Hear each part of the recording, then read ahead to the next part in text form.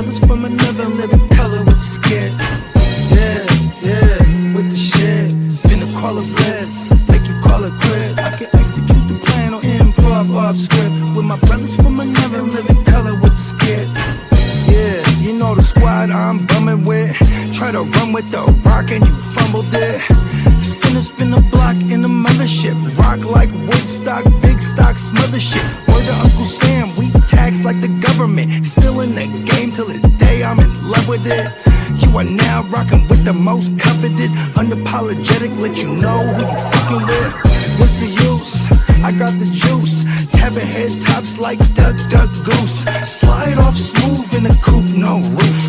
Rocking sheep's clothing, I'm the big bad wolf. Double up, we gon' double down and double that. If I feel I'm double crossed, I'ma double back. That's a couple hundred large in a duffel bag. Blitzkrieg, somebody's gon' end up a pack. Yeah, with the shit.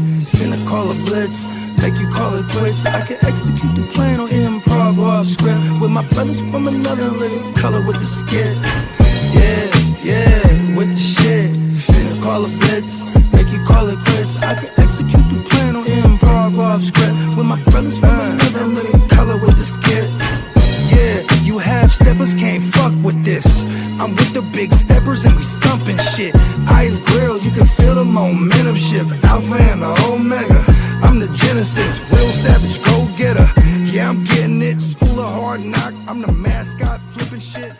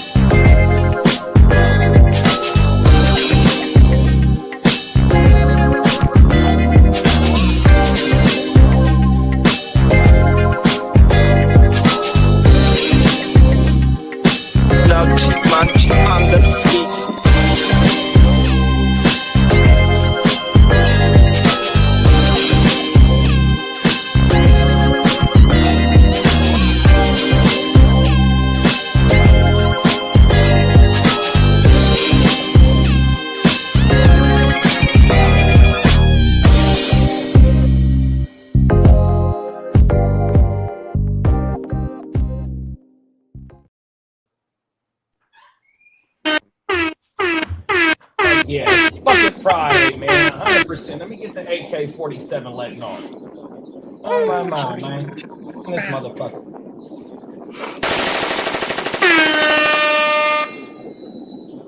Friday. Here we go. This is how we set Friday off, man. For all my brothers and sisters that's out there putting it down on that 9 to 5, it's time to celebrate. All my brothers and sisters that's entrepreneurs, you wake up and get it and you set your own hours, it's fucking Friday.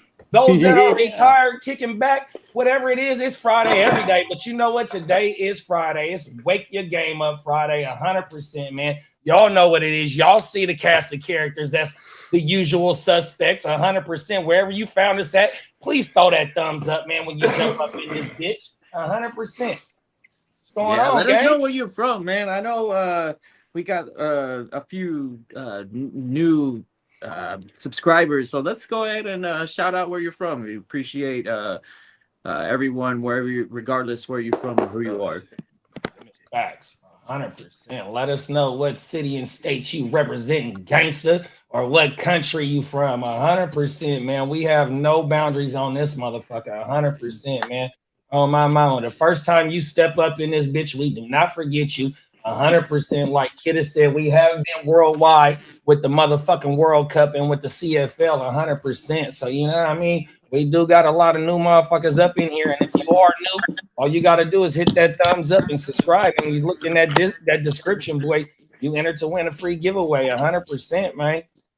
And if you'd like American football, these are some sweet giveaways. 100%. Oh, my mama.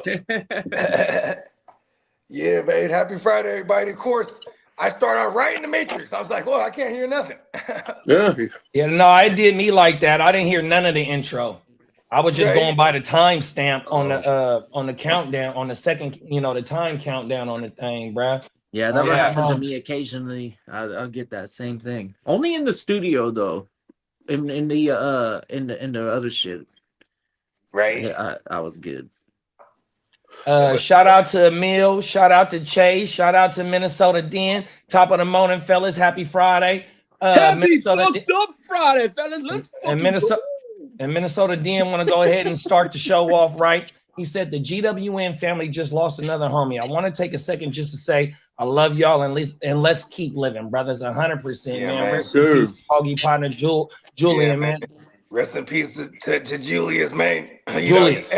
And Julius was a real gangster, bro. Back in the days when we was on some thugged out shit, and like Julius, he always he's a grade older than me, and back in the days, he used to always be like, he always looked out for the kid because I was savage. You know what I mean? Like I remember we went out to this other high school to go rumble with these fools, and then when we showed up, we thought we was hella deep. We were look at it. Then these motherfuckers there hella deep, right? So then these fools start rushing us. Hella people run. I'm getting jumped. But this fool, he came in and saved my ass. You know what I mean? He started binging fools. He was always a savage, man. Rest in peace to my man Julius. Boom, man, Boom, boom, Real bang. talk, man. Like, you know what I mean? Like, I just found out the news yesterday. But like, you know what I mean? So that's the unfortunate thing about when somebody passes and you get to you start reconnecting with people. You know what I mean? I start hitting up everybody, in this immediate like group. You know what I mean? Like, because I just the first I heard of it. You know what I mean? I just don't. I've been out the way too. So you know what I mean? When that shit just had me fucked up, I'm like, damn, bro, I didn't even know he was going through that shit. Yeah, fuck cancer, by the way. Fuck cancer, fuck COVID, and fuck you haters. Real talk. Hey, You know what I mean? if Yeah, AI can do young, one bruh. thing, I need its help with cancer. We fucking need it to do something productive. Okay. I fuck around with AI and everything else in life, whatever, like everybody else for fun. But let's get serious and use that shit and fucking solve some real world problems. Yeah. I mean, you know what's the unfortunate nature of Look at that things? motherfucker is a complicated thing. Obviously, we're talking about these data centers, like basically eating a whole community's like power supply or water. Not even that. They're destroying the community as well because all the pollution that is releasing from that shit. Like they're 100%. saying that because they're air conditioned, right? Because they all that electronics has to be very cool. Like it can't be hot. You look at Elon's data So center somewhere in Texas. That motherfucker's not even using. He's using generators. Heat they're from natural the gas. air conditioning.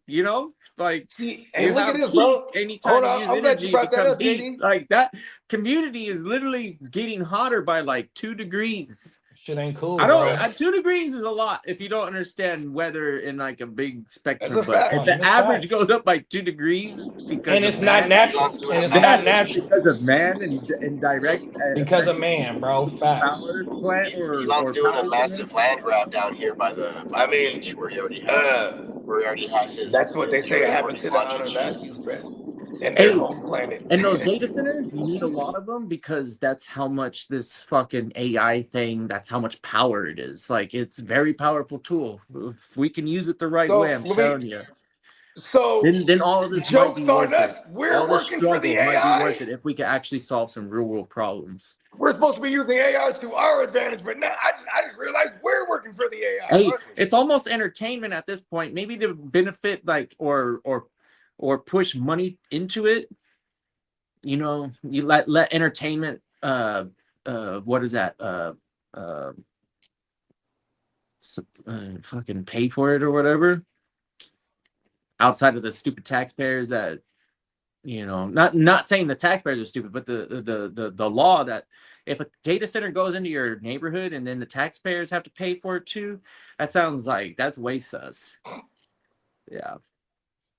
We got farming 59014, and he said, "Fuck you, get the hell out of here, bro. Those people are Diddy Jr. Who the hell is Diddy Jr., bro?"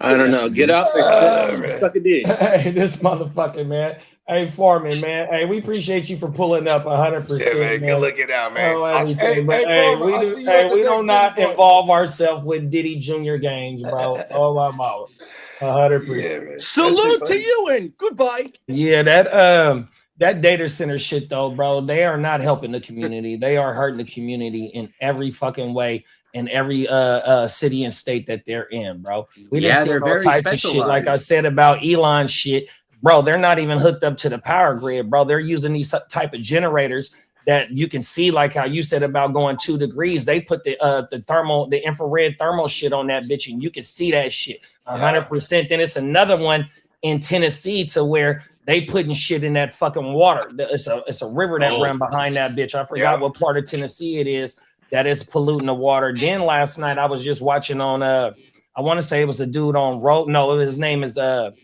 Julian Dorr or something like that. Damn good podcast, right? So this motherfucker was saying the reason why prohibition is because the homies was finding a way to throw the scraps and the alcohol and make fuel. They had cars running off that shit back in them days, bro, because they was cutting out the oil shit. Then he said that Henry Ford made the strongest car out of hemp plastic. It was stronger than steel. And then he also made fuel out that bitch. And then you got to remember Henry Ford. Then you got to remember Henry Ford. You got to remember that Henry Ford, like, because our tires are the best. So what Henry Ford tried to do was go down to South America and bypass America and go straight to the direct where the rubber trees was. But that shit failed. So like they've been trying to do this shit, bro. Like you just said, Kitteh, for the better good of the people, but you gonna get that shit X'd out, bro, because it's too much of a moneymaker. The health industry, one of the biggest industries in the world. The oil industry. Why you think we in this war right now? Because of the oil, that bro. They don't give a fuck about that electrical shit, bro.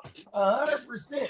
Well, here's the thing: if you give access to people who care, that's when you're gonna have the inevitable where progress will happen. Because sure, corrupt and like power will stay like struggling to stay in power or whatever. Absolutely. But true progress will always prosper. And I think the AI will figure out a way to be like, yo, why don't you guys do this instead of whatever your else you're doing and this problem? And then they'll be like, there we go. We found this problem's answer because this guy was actually concerned with the problem. It's a homie on the internet right now who's making fuel out of plastic. He put that fuel that he made in a Rolls Royce. $500,000 car, bro. They let that motherfucker put that plastic fuel in that bitch, and that motherfucker was running 100%. And then where we at right now, bro, we didn't seen the president get almost, attempted on his life twice. Whether you can say whatever you want to say about it, you know what I mean, fake or not fake, but they allowed that to happen.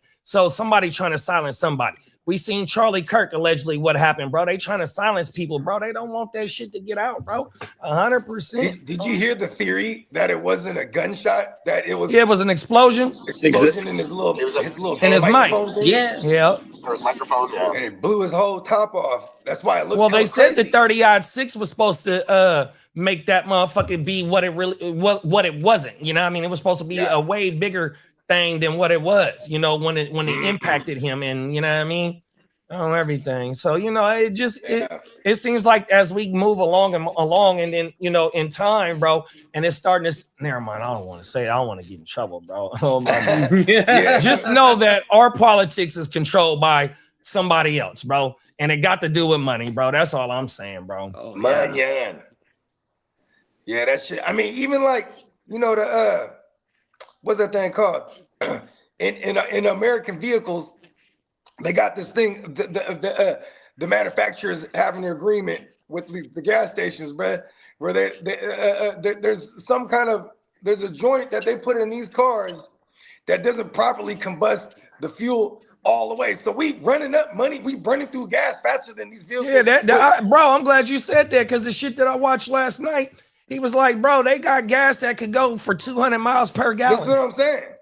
Cold world. And they, you know what I mean? They're like, fuck it, run it. Like, it's crazy how we're just getting got, right? In every way, right? Like Kitteh said, for the better of the people, bro. I'm a cold world. That shit crazy, bud. Now, Peacock said he in the Matrix. I got you, big bro. They hating on us on this. They don't want us to be. Yeah. Hey, we talking too much real shit right now, bro. That's all that You is. ain't lying, man. There's a They don't want you to conspiracy talk against that us. bullshit. There is a conspiracy against us. Cold world, bro, on everything, man. Suppress. You know, you'll see a lot of motherfuckers, you know, that talk about real life shit on the internet, bro, and they say that they get suppressed. You know what I mean? They're not gonna push that shit out 100%. I mean, wealth is not only like money and money and things like that. It's also knowledge. It's a cache of knowledge, man. You know what I mean? Shit. And the knowledge, I mean, and the information is out there. You just got to be willing to seek that shit. They be trying to silence these motherfuckers that be trying to spread this info. You know what I mean? And make more people conscious about what's actually going on. It's fact. You know what I mean? And then they're quick to make fools into martyrs too. Like, look at this, bro. Look, that shit was kind of disturbing watching Trump like give a speech at bruh's funeral. You know, what's his name? Charlie Kirk shit. Yeah, that was kind of weird to me, bro. Like he was like, I don't know, it was just like real distasteful to me. But this is how they needed to make him a full-on martyr. So his death could, they could push some kind of agenda off of his shit. I would imagine. You know what I mean? Come on now, bro. Yeah, it's all alleged. All alleged. Oh, my mama. Yeah, it's all whole world. And that was the alleged segment of our show. I got a question for y'all. What's the name of this show, man? Hey, you already know, man. You're definitely tuned in to a live Friday, not alleged version of Way Yeah. Got one more I got one more question for Gangrene and Bolts. What's happening? Man, that Diamond Dynasty, boy, it's starting to get real now, boy. Hey, man, I know when you got no monies and you got to really decide that, okay, what am I approaching this like? Because that's kind of where I'm at right now. I'm at the dollar store right now. Actually, me too, dog. So JD, you're thrift store shopping. Yeah, I'm at the Dollar Tree right now. Bodie's doing a good job managing his money. I haven't checked out what he actually spent on, but he seems to have a good chunk of change left. Well, here's the thing too: is I went broke really quick. Then I had to move some of these players just to fix my mistakes. And then I told myself, okay, I'm gonna sit on my hands as much as I can and just kind of let people spend, so I could at least have some kind of like edge here, like when I'm bidding. But then I'm hella drunk and I dollar bid up Brees Hall, and then I end up with him. I'm like, fuck. What you spend on it? $80? 80 million? Yeah, I think like 80 million. But see, here's the thing too. I already telling myself these running backs are probably going to be on 1-year contracts for me. You know what I mean? Because that's what I have to decide. If I keep some money for the extensions and the 2 years, or do I just say, fuck it, let's play redraft style? I mean, we could front load. I'll save some cash for the waivers. Waivers are fun to bid into. So that's another thing you need to keep in mind, is that you have to have some money to pay your players that you draft. But if you don't got no money, then you ain't doing any fab bidding. So you're just going to have to get lucky and win on a $0 bid. I mean, it's going to get to a point where people are just not going to bid on things if they have a preference now. They're like, all right, look, I barely have any money. I don't like this player. I'm not even going to bid. You know what I mean? You might be able to get away. I mean, it's all subjective, right? Like I was looking at some people's rosters, like Bakes. I probably didn't bid on any of those players that Bakes acquired. You know what I mean? Because there was just certain players that, like, I was betting on the bogey players. You know what I mean? Like, all right, I love this guy. Let's just run him up. You know what I mean? Like, St. Brown. Yeah, Ross Bowers for the 101. Looking back at that, that's not that bad for Bakes. It's not bad. Yeah, because I spent 110 for McBride. So yeah, and you could sign that guy. You can only spend 40, 50 on Fannin. Oh my mama. Player. I got like 45 on RJ. I love RJ going into this you season. got RJ for 45, good shit. Yeah, on my mom. I've been bargain shopping, bro. 100%.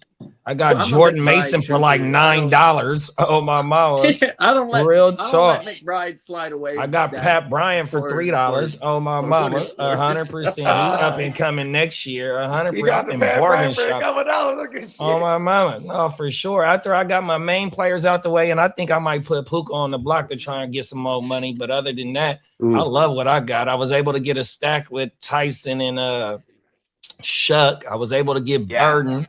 Who else I got? Yeah, you're nasty over there. I ain't gonna hold you. But see, them players is close to $100. Shuck. Oh, I got Herbert for like 120. Shuck for like 100, I think. You know what I mean? I don't got no third quarterback. Here's a thing I didn't know. I didn't know off the bat, but if you go to the sleeper page, you could pull it up, and Diamond Joe's been updating it pretty frequently. It's pretty okay. Oh yeah, that's true. He's been putting it with all the. I didn't even know because that. I was like, wait, who's he got? And I'm like, God damn it, how do I figure that out? I'm like, yeah, I don't want to go through all these picks and stuff. I'm like, that's fucking too much work. And then I went on the sleeper and I noticed that he's got the draft open. So I click it. And then when you're in there, all the picks that are happening in the other app are getting inputted into the sleeper page where we'll be able to, because that's where we're going to actually, do our roster. Go to war. Yeah. Yep.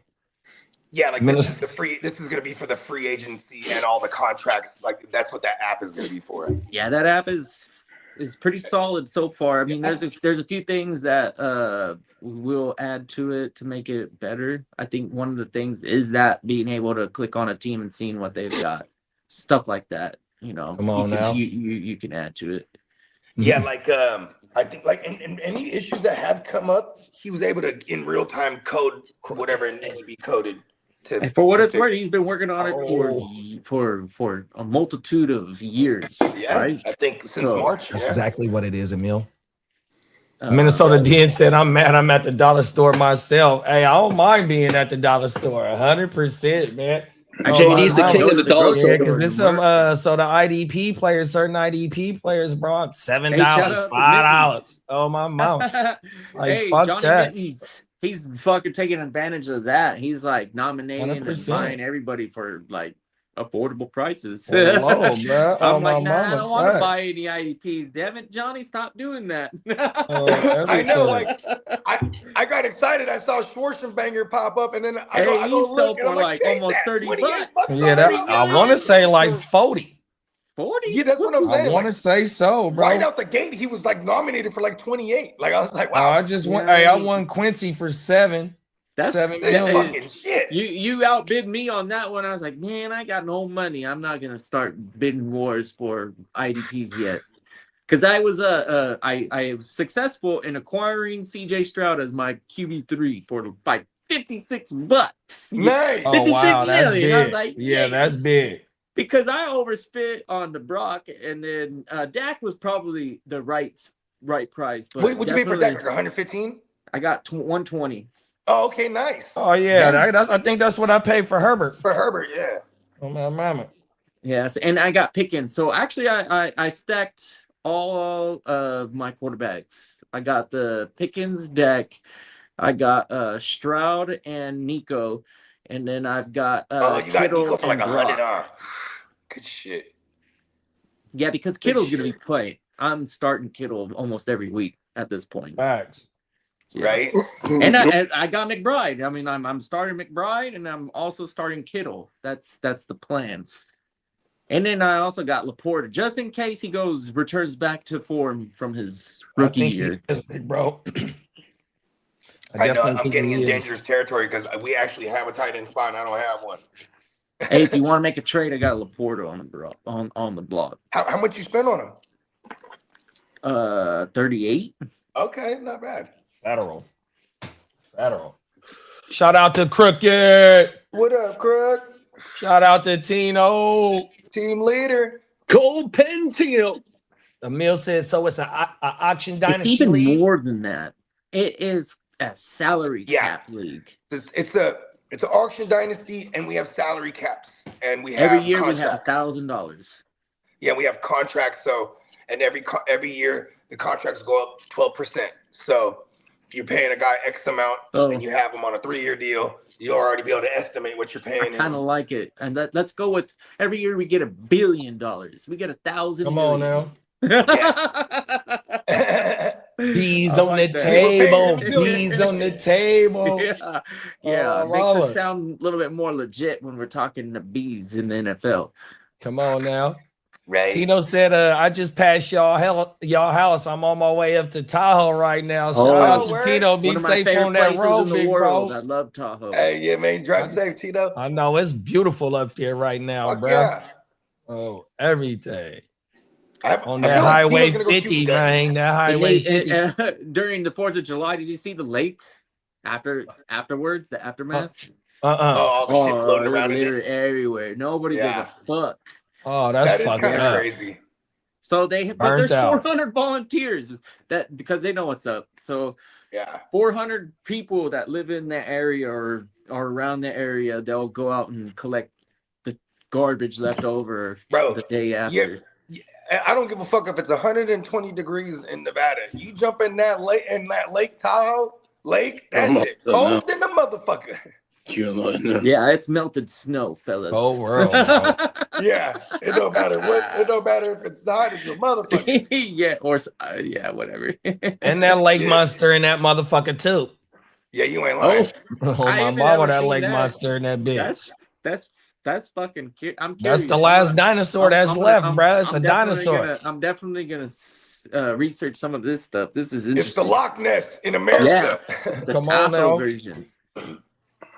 They got a little document. They got a little when documentary on the internet from one of these local news channels where they got that little motherfucker popping out. The couple got it on camera, but it's a fucked up you ever seen a camera snake light because it's hella swim? old. Huh? You ever seen a snake swim? Snake swim? No. Yeah. Yeah, I've seen a snake swim. Yeah. In India, there was a pretty severe flood, and it was coincidental that like the flood occurred in a zoo area, and in the zoo area, it scooped up all the cobras. Oh, like 800 snakes got. I saw that. Yeah. Yeah. Oh my god. And they're all snakes. like up on the water with their heads out, and I was like, man, that looks like 1,000 Loch Ness monsters. Yeah, I saw that. No. Was that last week? Yeah, it was recent. Yeah, it was recent. I was like, holy shit. Yeah, you can't even stand on the top of your house because that motherfucker gonna get up on the top of the house. You trees that motherfucker getting up on. Oh no. Cobras to the area. They're like, no. They're just like fancy cobras. And they're like free as fuck right now. And they're like, yeah, they're all to congregate JD, together. they said there was like they 800 created their snakes own raft with their own bodies. They're all like, fuck that. Oh no, I wouldn't even watch that I wouldn't even watch the video, dog. No, every day. Fuck that.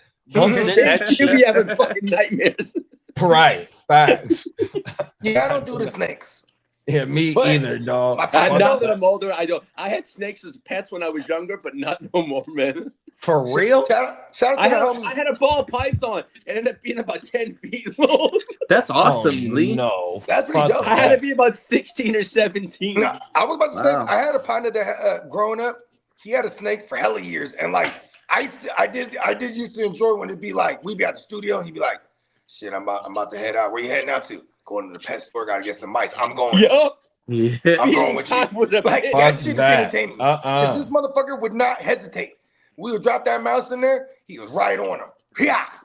Tino, I had it for about 6 or 7 years. Not even in 2 seconds, he's fucking that shit up. Half a second, it's a wrap. No, my mom. You don't feed them every day. No, you feed them. Yeah, you feed them like once a week or once every 2 Oh, or no. even. So that motherfucker stays starving. It depends on the breed because they can't overeat because they won't eat. But it's like sometimes if once a week, you have to get a fucking rat about this fucking size. So it costs about $6-7.99 for a fucking rat that big. I used to have Fuck no. A lot of the time, that's gross. When you got a snake pet owner or whatever, they'll typically have their own breeding colony of mice. Yeah. And they'll just My mom had made me get rid of it because we had cats, and that was it. My mom goes, the cats were fucking, fuck, you got to get rid of it. That python at one point started looking at them cats. Lee had to move out. That was the thing. Get the fuck out of my house. Oh, no. Tino says Swimming Cobras. That shit sounds like a fucking movie. You ain't lying, Tino. It was 100% like a movie. Yeah. That's what my mom said. It's too big for this apartment. You got to go, Lee. I'm like, okay, no problem. Fuck that. And it wasn't just a couple cobras either. It was like, Except we Neil, said it was like 400. No, it was a ball python, but it got fuck snakes. Peacock, oh my mama. I had a Peacock lives right where the old fucking snakes are. Hey, Lee, read Den's comment. Listen to this shit. I had a 14-foot Burmese python and 4 pound. Yeah, dude, those fuckers will fucking snap that fucking rabbit. The guinea pigs, right? That's what they're also. Guinea pigs are also food for big snakes. Oh, yeah. Crazy. Hey, they'll eat anything, bro. Yeah, eat your motherfucking ass if you ain't feeding that motherfucker. Around that motherfucker. Yeah, that motherfucker eat your motherfucking ass. You'll be dinner next if you ain't feeding him right. Hey, look. Fuck that. I didn't have to worry about bringing females to my house. They wouldn't come because of the snake. Oh, I would have got rid of that snake quickly. Yeah. That snake was a cock block. Oh wait, I would have been got rid of that snake. Fuck that, bro. Like, hold on, man. Fuck them motherfucking snakes. And then Den said I had a 10-foot albino bird. Yo, those are beautiful snakes, though. Those albinos are nice. Hey, so Dennis is an actual snake his snake was an albino. That's Snake Man right there, boy. Dennis, Snake Hey, Man. JD, just don't let me bring a fake snake to base. Don't do that. Please don't do that. I wouldn't do that. Everything. Yeah, fuck that. Oh, cold world. Oh my mouth. I swear to you, dog. Not show up without a snake now, man. Hey, Dennis had 5 yards of snakes. That's crazy work. I feed them dead rabbits and rats. If you feed them alive, they become more aggressive, and that's when they're gonna eat your motherfucking ass. No, I always fed mine frozen. Not frozen, but I had to thaw it out. Okay. Shit. That's okay, so I had some fucked up friends who I guess they were into like fucking the live animal, eating the live animal fucking shit. That was part of the Drop that bitch in there and let him go to work. Bro, he would pick up the mouse and be like, bye. Like, oh, whoa, that's dope. It's a cold world out here, boy. But that's the food chain, though. You feel me? They were meant to be eaten by these motherfuckers. 100% in the wild, not in your house. Right. But that is a true story. You didn't ever take the snake out, but that doesn't mean the snake never left its enclosure. Right? No, them is facts. Yeah, they're yeah. Like my boy Juvenile said, I'd rather see it on TV than to see it in person and get my fucking head hurting. I'm trying to tell you, boy. Hey, real talk. Like, I'm hella interested in watching the Crocodile Hunter and all that shit, but I ain't finna. Oh yeah, for sure. I'm not jumping into no kind of wild. Oh, fuck that, no, man. You see me fighting the bear, help me. House.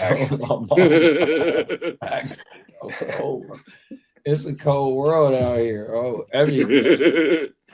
How you feeling today, Lee? I'm feeling fucking good. I had a hell of a show yesterday. Thank you, man. I didn't think it was gonna go that long, but I'll tell you one thing. When someone called me out for reading notes, I went freestyling after, and I was Eric. You was all off the dome on their ass, huh, bro? I was like, no pen, no pad. I for a little, I looked at notes, but then I thought of things in my head. I'm like, I can do this myself. Well, fuck yeah. I fucking lit a fire under me. I can't do it all the time, but yesterday I was going. Tino had that fucking thing lit yesterday. They all had it lit. Hey, for anybody out there that didn't get a chance to catch the live, tell them the name of the episode and the name of the show, Lee. Oh, it was the Chargers Power Hour Season 2, Episode 14, and it was probably one of my best shows yesterday. That was a good one though. That was fun. Shit, Tino kept that shit fucking. Emil, they all kept that shit. Really, the commish kept it wild. It was good. It was fun. But mom, Minnesota Dan said Check the text thread. My bad, Lee. Check it. I guess he got a picture with the snake, bro. He said he was a young bull. I wish I still had mine. I wouldn't do that to JD. That's pretty large one. Go on, do it, Dennis. That's a beautiful snake. Hey, Siri, delete the picture of Minnesota dancing of him in a snake. She pulled up some weird shit. Okay, I see you, Dan. All right, I'm only gonna look one time, and that's it. Fuck that. That's the albino joint too. Oh, everything. That was a beautiful yellow. I ain't gonna lie, that beautiful snake. Pause. Emil said pause. Oh man. Yo, man. Fucking hey. He said he was in his 20s too. Oh, real young bull. Yeah. Okay, fella. Yeah, we all had those stages in life, man. We just outgrow them. Yeah, them 20s was a cold decade, bro. Oh, everything. 20s, boy. Oh, that was the super ignorant jewelry Bogard days. Cold world, bro. Oh my mom. Yeah, just like shopping. Period. That was just like, bro. We were out all day, every day, going out. Had to be fresh every time. Super ignorant. Boy. JD, I'm gonna start out with the owie. Oh, that's how you feel, bro? I got one more question for you. Yes, sir. How you feel about the third place game tomorrow? I don't want to play it, but they are gonna play it. But because he still can win the golden. Mbappe needs to basically goals and assists count, right? As I showed you in the picture, right? So if he goes off and has himself a day, and then Spain keeps Messi in check, the golden boot is his. Wow. But for goals, you get two. I think in the FIFA it counts as 2 for goals, and assists is counting 1. So Messi's 1 up on him on assists right now. Okay. So he's 1 point up on him right now. Now the goals equal 2 in the FIFA how they do the golden boot. So it goes 2 for goals, 1 for an assist. And y'all don't got? Was y'all the ones that got the red card last time? The last game? No, it was the game before. The game before. All right. So everybody's playing on Saturday. Yeah. No, unless they're nursing an injury or something like that, or they have a commitment. But from what I saw, everyone's playing. Let's go. But it should be fun. My bad. Read Peacock comment, Lee. Head on over to neonpeacockmerch.com. Take full advantage of the $12 t-shirt sale until the 26th of July at 5 p.m. Central Standard Time. Let's go. $12.99. Man. Get your GWN shirts, load them up, pack them up, and get them ready for Vegas. Let's go. Right. Read Tino comment before we go to the Owies. I read on ESPN Spain only gave up 1 goal the whole tournament, and Argentina. No, Spain is right. I said it to JD this morning. Spain's given up 1. Argentina's given up 7. That's a huge factor right there. I think it's going to be a very close game. I think like a 2-1 game. If not, it goes to penalty kicks. Yeah, you don't want JD, to did you see that thing that the British goalie did? The British goalie thought it was going to penalty kicks. He had all the names on his wall. Oh, yeah, you told me that. Dude, and then Messi saw it after the game. They showed it to me. He goes, what does that say? And one of the players from Argentina said, that's exactly if it was a penalty. That's where I was going. He goes, he scouted me well. Wow. Shout out to your boy Pickford. That's your boy, right? Yeah. Well, not my boy. He plays for my team. I know. Not my boy, but damn, we don't give away those fucking secrets. Come on now. Let's get to the Owies, y'all. Here we go. Let's get to the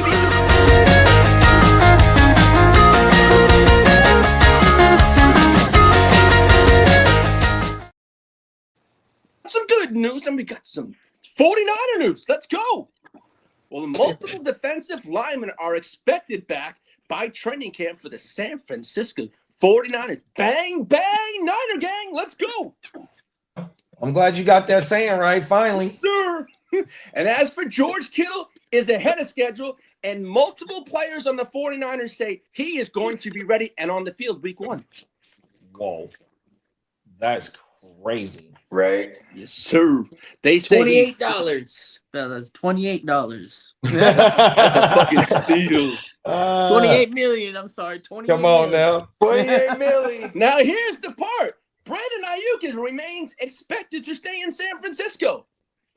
Ha Shout out to Dennis. I think he got Ayuk for $3 million. That motherfucker ain't getting on the field though. I didn't even try to bid on him at all. Yeah, I wasn't touching that pause. I still thought that the 3 was worth the risk. That motherfucker said he's not stepping in the Niners building, and he has to go in there and take a physical in order to get reinstated. Yeah. Now, as for the Packers, Tucker Kraft is expected to be fully recovered from his ACL injury for training camp. So he's basically a go for week 1. Let's fucking go, bro. Now, I know I reported on Tuesday about Malik Neighbors, right? Well, he is expected to be eased into camp, but he's still going to miss those 4 to 5 games first. He does it. He's going to be on the pup, so they're going to ease him into camp. Oh, wait. So if he's starts the season on the pup. Can he participate in training camp? I mean, all they said is they're going to ease him into things in camp, but they say he's going to start the season on the pup. So they said 4 to 5 games, and that was reported by Scheffner, Fowler, all the high insiders. What did someone end up? How many millions did someone buy up Navers for? Shit, I don't know. I didn't put no money on 26 million. 120. What? 126. Oh, 120. I thought you said 26. I was gonna say that's the steal of the year. Yeah, right. Yeah, Navers was nominated really early, so nobody got a discount. Yeah, I wasn't partaking in that for sure. Now, as for running back Cam Scatterboo, his ankle, he's on schedule with his rehab and will be ready for week 1. Now, as for Patrick, I'm not Mr. Mahomes, says they all said he's ahead of schedule and he will be ready for week 1 on the field also. Shout out to Patty. Tino said, I don't think he can be at training camp either. Pup list means no practice. Yeah, that's what I'm thinking too, big bro. Shit, you're good. Hold on, Lee. No problem. Peacock said, Bogey, I sent the edited giveaway commercial to your giveaway. To your email. Okay, cool, man. Appreciate it. Yes, oh yeah. Remember that video you did, JD? I asked Peacock if he could like edit it and he threw like I threw one of the cargo cold joints for me and Franco in the background. Oh yeah. You know what I mean? Make it official. Now, as for tight end pause, Tip Ryman, his ankle is expected to make the 53-man roster if healthy for the Cardinals. Oh, Tip Ryman. Yeah, I think I heard it, bro. Yeah. As for the Browns' former Ethan Pocack is medically cleared from his torn Achilles, the center. And as for defensive tackle Matabuke, his neck continues progressing, and the team expects another update within 2 weeks. That's the boy that played for the Ravens? Yes, sir. Yeah, shout out to Matt Books, man. You know, he basically missed the whole year last year. And the years prior to that, he was always a guy. All right, JD, I need money. Lots of money. Okay, bro. Look at you. Friday.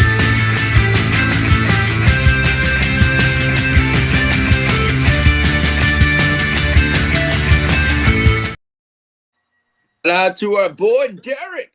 George Pickens will play the 2026 season on his $27.3 million franchise tag. There was no deal reached with Mr. Pickens. That's all right. He's going to ball out still. Yeah, Uncle Jerry's going to pay the man. Now, as for the Houston Texans, shout out to Neon Peacock merch and our boy Peacock. Houston officially signed its entire 2026 NFL draft class. Is Uncle Jerry a mastermind on this one with Pickens? Do you think that he's doing the right moves with this, or should he have gone the long-term route with them? I think the price is going to go up on him. That's my personal opinion. So you think that Jerry should have signed him this season? Mm-hmm. I just because I kind of agree with you, Lee, that I feel Pickens is going to use this as a weapon, and then say, hey, I'm going to make my presence, felt, and I could. It's hard to say because I have a lot of confidence in CeeDee Lamb, and he's a good player. But I probably wouldn't be shocked if Pickens has better numbers, even in a full complementary role. Those two guys, would it shock anybody else, or am I alone? I mean, especially if CD is the one who draws a lot more of the better coverage. You know what I mean? And early on, yeah, the defenses are going to have to adjust. Yeah, they're going to have to pick their poison. Yeah. So I think Pickens still has a fair share of target opportunities in a when they're complementing each other. I know the numbers are against my opinion right now. No, it's not, Kitteh, because Dak is top 5 in pass attempts. Yeah. My boy Bo Nix is number 1. Bo Nix was number 1 with like 612, and Dak had 600, which was at second at the position. So there's no way that the opportunity is, because you got to remember, CD, GP, and Fergie all had over 100 targets last year as well. Wow. You feel me? Yeah. So the opportunity is there for that. Both of CD and Pickens get that 140. Easy. One of them might be the favorite in the end zone. You know. Come on now. And also, Alvin Kamara restructured his contract and will earn $6 million in 2026. Shout out to AK for trying to retire as a Saint on my moment. Yeah. And shout out. You know what's crazy about that too? He probably really likes the scenery over there.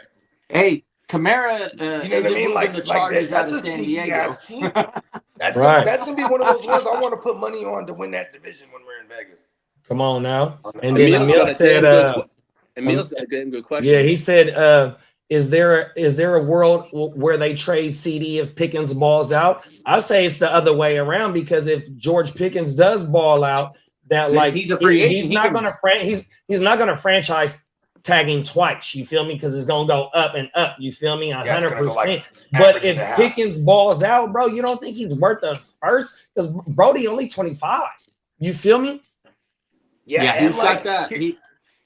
He's got that ability to win the one-on-one too, and we've seen it time and time again. Like that's a sign that you like out of a top tier receiver is when they go up against no matter who it is, they kind of do that one-on-one battle. Pickens is pretty good when you leave him one-on-one.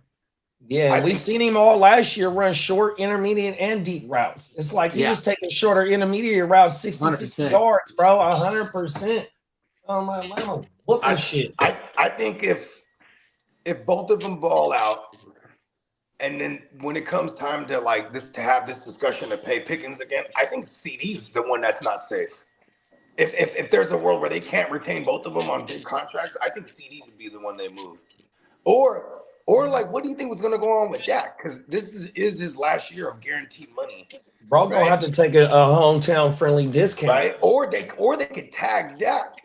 It wouldn't be the first time they tagged him either. They've been tagged before. Give him some more time to work out another hometown discount on the following year. And then we have to mark this out, Dak, and then they pay Pickens, and you know what I mean. Probably restructure fucking CD, because and probably restructure Ferguson too.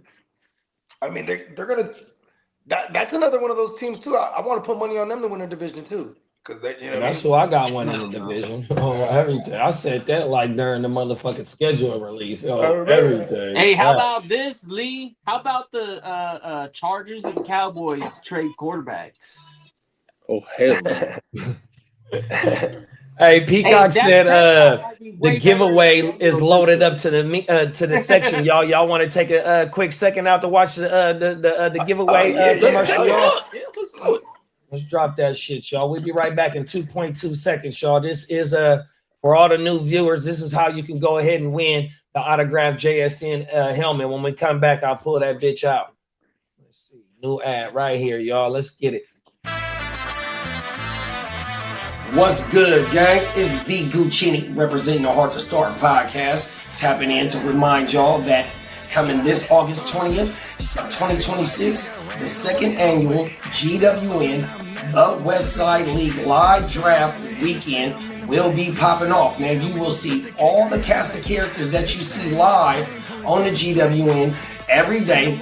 You'll see a lot of people that's in the chat every day on the stream, and then you'll see some of your favorite content creators that you've seen us make content with in this conglomerate that we call the GWN 100%. So what you need to do is go ahead and like and subscribe wherever you found us at, and if you screenshot that you subscribe, we are giving away multiple giveaways during the live draft. 100%. We will be running our regular scheduling program. Thursday night will be Playmakers. Friday morning will be WYGU. And then later on that Friday will be the live Westside League second annual draft. And during the draft, we will have multiple giveaways like this right here. This autographed mini helmet of Jackson Smith and Jigba Super Bowl helmet. You're over at the GWN in the heart of Start. We putting up championships on the wall, and we want to bless the people that rock with us who putting up championships on the wall. You know what I mean? With some of these little special items to put in your man cave, your she cave, you know what I mean? Whatever it may be. But yeah, make sure you go ahead and like and subscribe, because that's all you got to do to be entered to win this helmet. Click that bell, and then tune in to the second annual GWN live Westside Fantasy Football Draft Weekend. 100%. Peace. Shout out everybody that got ran over in my way. Feel low and I'm mad sober flipping way. Send them things down the interstate. I'm in the whole fucking world. Yeah. Good job. I like it. That motherfucking Peacock is the illest motherfucker. Yo, that'd be dope as fuck on socials to share that out. Oh my. Everything. That's how we gonna whoop them. Yeah, we you know, all it takes is a laptop to be like on, damn, and then Federal, like, watch this. We just replay that motherfucker on the shorts live, and then anytime somebody's scrolling through, that'd be like an actual commercial they're watching. Right, facts, 100%, bro. Cold world, big bro. And it's got a lot of influence for the algorithm. It's football, it's fantasy football, it's Vegas, and then it's everything else. Yes. Cold world, bro. It's going down. Shout out to Peacock, man. Appreciate you. Good looking, big bro. That's what the fuck I'm talking about. Peacock said you can put Crooked Commish down for 66 more entries into the giveaway for each buck spent on the website in July. Yeah. Shout out. Come on now. Yeah, shout out to Craig, man. We got King D in the building. What's up, King D? What up, King D? Federal. Yeah, man. We got to get the king up out there too, man. Yeah, unfortunately, he can't make it this year because I think he has a birthday. Someone is turning 18 years old. Peacock's still at work. Cold world, right? Yeah. Peacock, one of the hardest motherfucking workers he in the cooking world. up something else too, bro. Watch. Wow. Look, bro. We gonna try and blow this motherfucker up this year, dog. It's still football season. It's been football season for us all year, bro. 100%. Fuck, I'm slacking. I gotta get that 32 going too. Been saying that all week. All I gotta do is refresh it.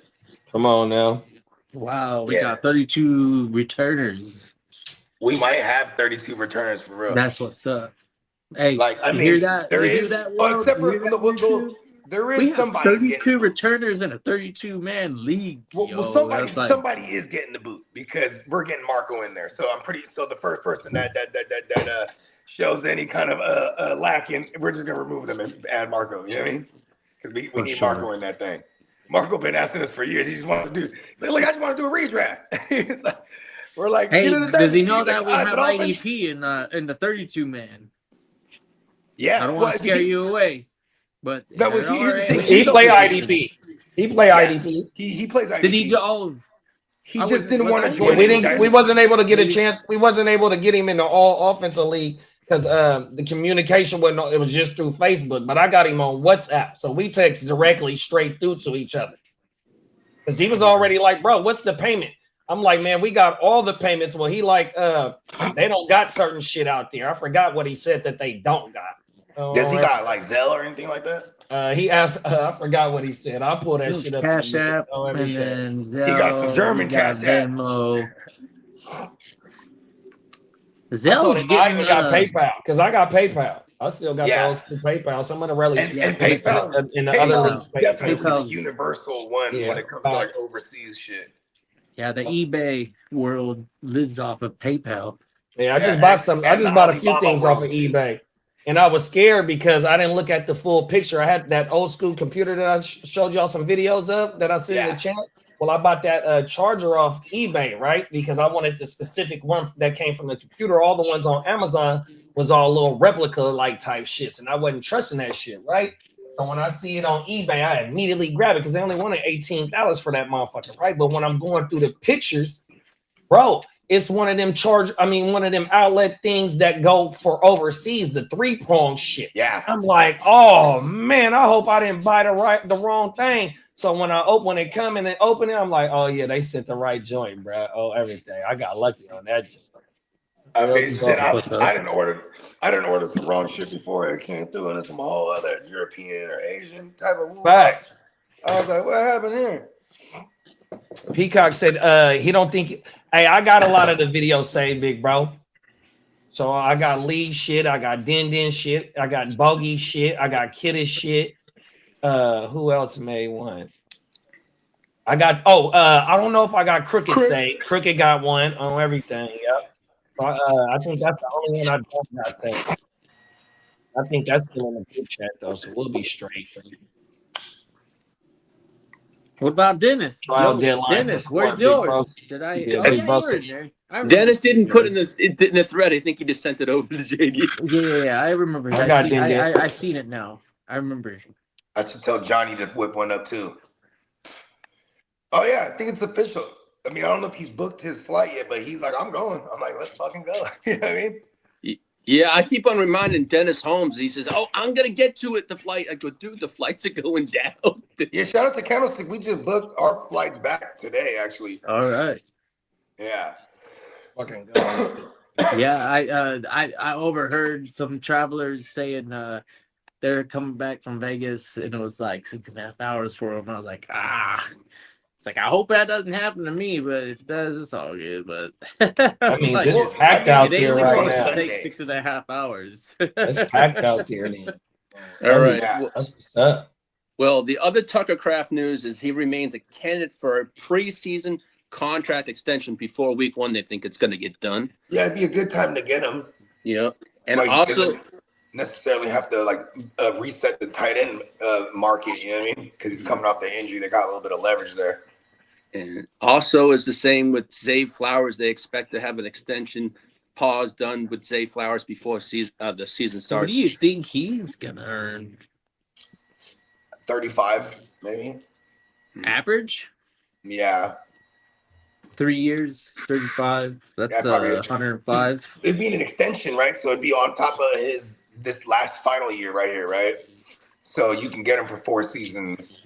Adding on the 3 front-loaded shit when he signs, probably gonna get like 50 right out the gate. And he's kind of old, even though he's only going to year 4. Yeah, I think. Oh, is it year 5? He's 25. He'll be 26 this year, and back-to-back 1,000-yard seasons. And this is year 4, 5. Yeah, going into year 4. You're going in year 4. Okay, so I had it right the first time. Now, also, JD, can you hit me that free agency or rumors? Either or is fine. Let's do the free agency.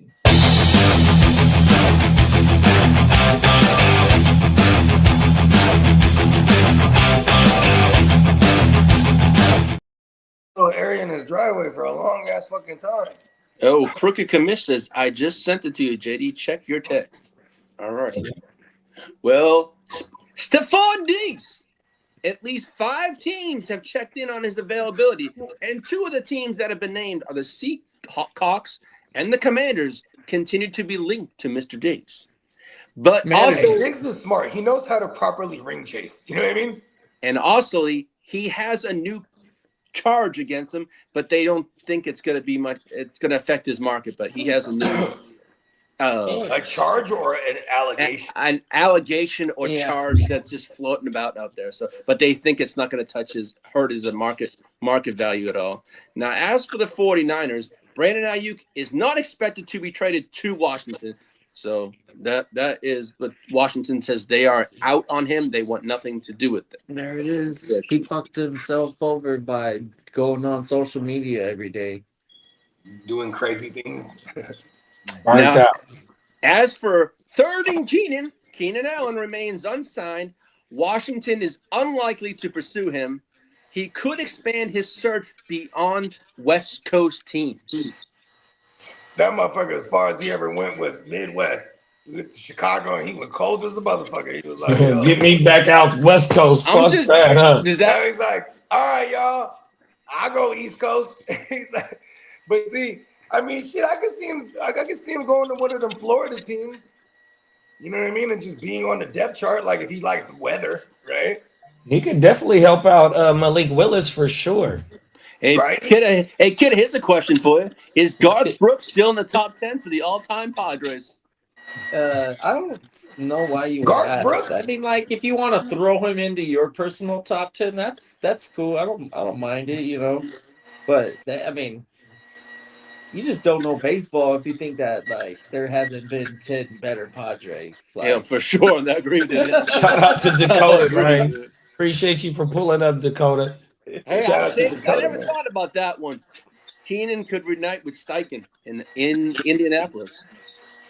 And they hella need bodies over there at that position.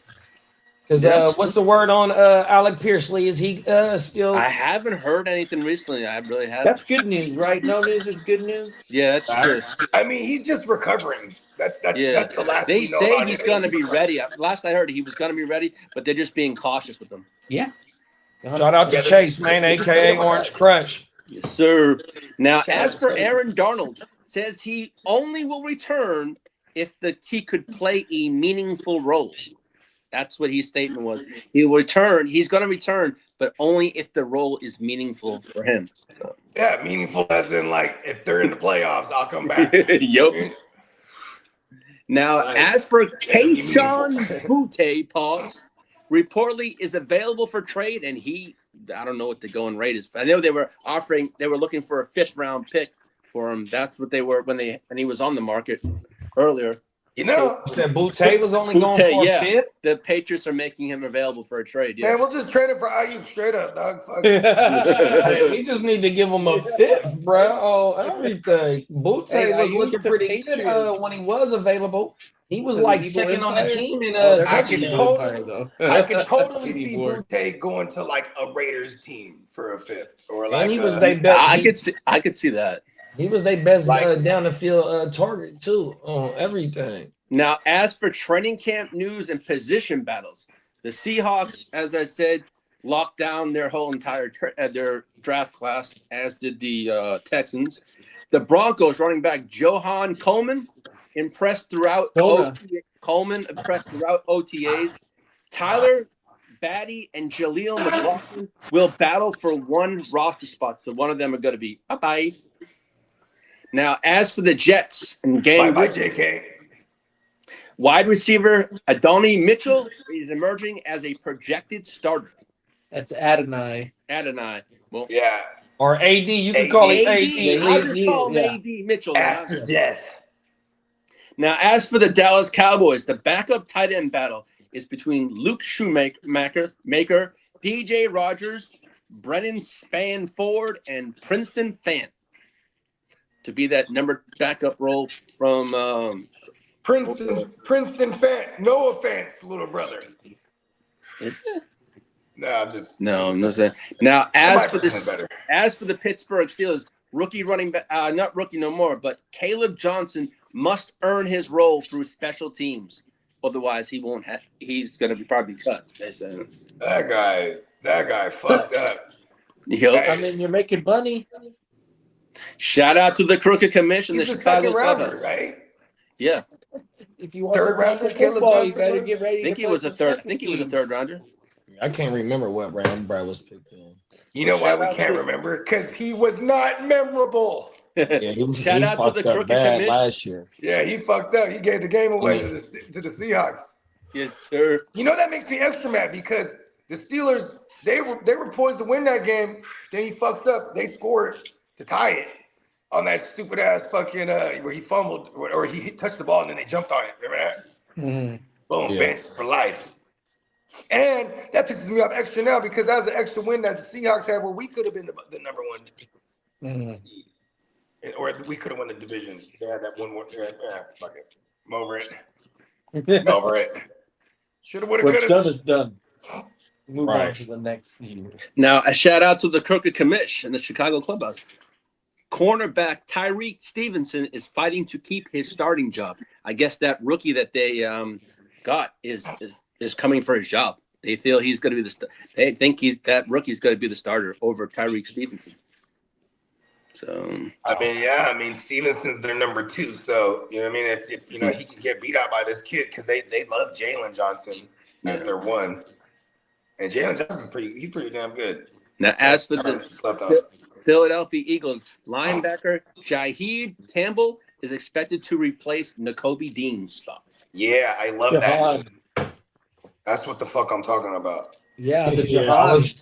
I was on my on the Jim Wealth league yesterday. I noticed they got the IDP projections. Yeah, I saw that. They got him as a starter. Yeah. Let's go.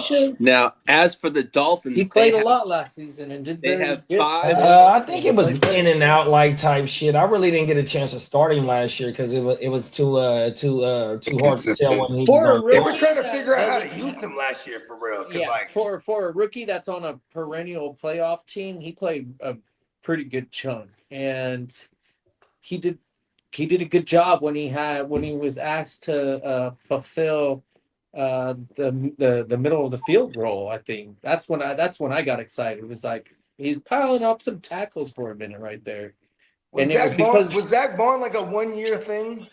Because last year he was like all right, but like he wasn't super dominant like the year prior.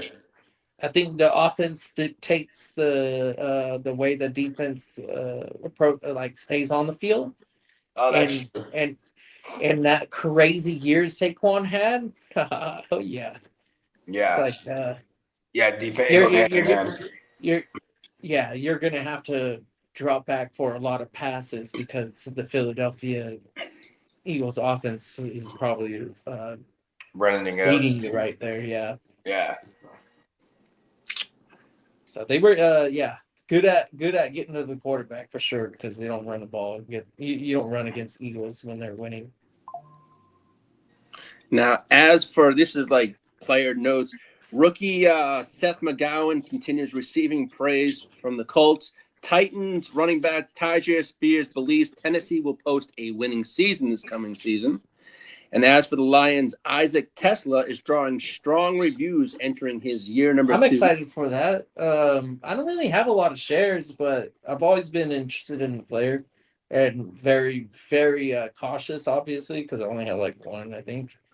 But to hear that the Lions organization is actually moving forward with the idea, because he was drafted high for what it's worth for a receiver, and I'm like, okay, let's see if they actually put this guy into use. In second year, that's the perfect opportunity for him to ball out and earn a real role. Because let's be honest, Jameson Williams is beatable as the wide receiver 2.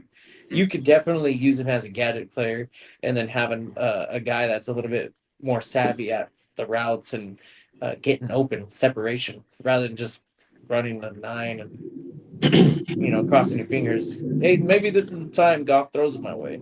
Yeah, one thing about Tesla too, he was great in the red zone. We seen him making stupid touchdown catches last year, bro. The minimal opportunity that he was on the field for sure. And like with Laporta, like the way they used Laporta in the red zone, it was almost like when Laporta was hurt, they was going to Tesla for those looks. You know what I mean? Whole world, bro. Big. He's one of them tall receivers too, right? I want to say he was a former quarterback as well. Oh, word. Now, this came out from Fantasy Pros this morning. This blurb, quarterback Jackson Dart could see a drastic fantasy value uptick through RPOs and design runs. This came out through Fantasy Pros this morning. I would say that's a logical route, but this is the NFL. Defenses can adapt to gadgetry fairly easily because they're dominant players, not players that are panicking and stuff like that. It makes me excited for a Cam Scatterbo. They're veterans in the NFL. They don't handle pressure like a college player does.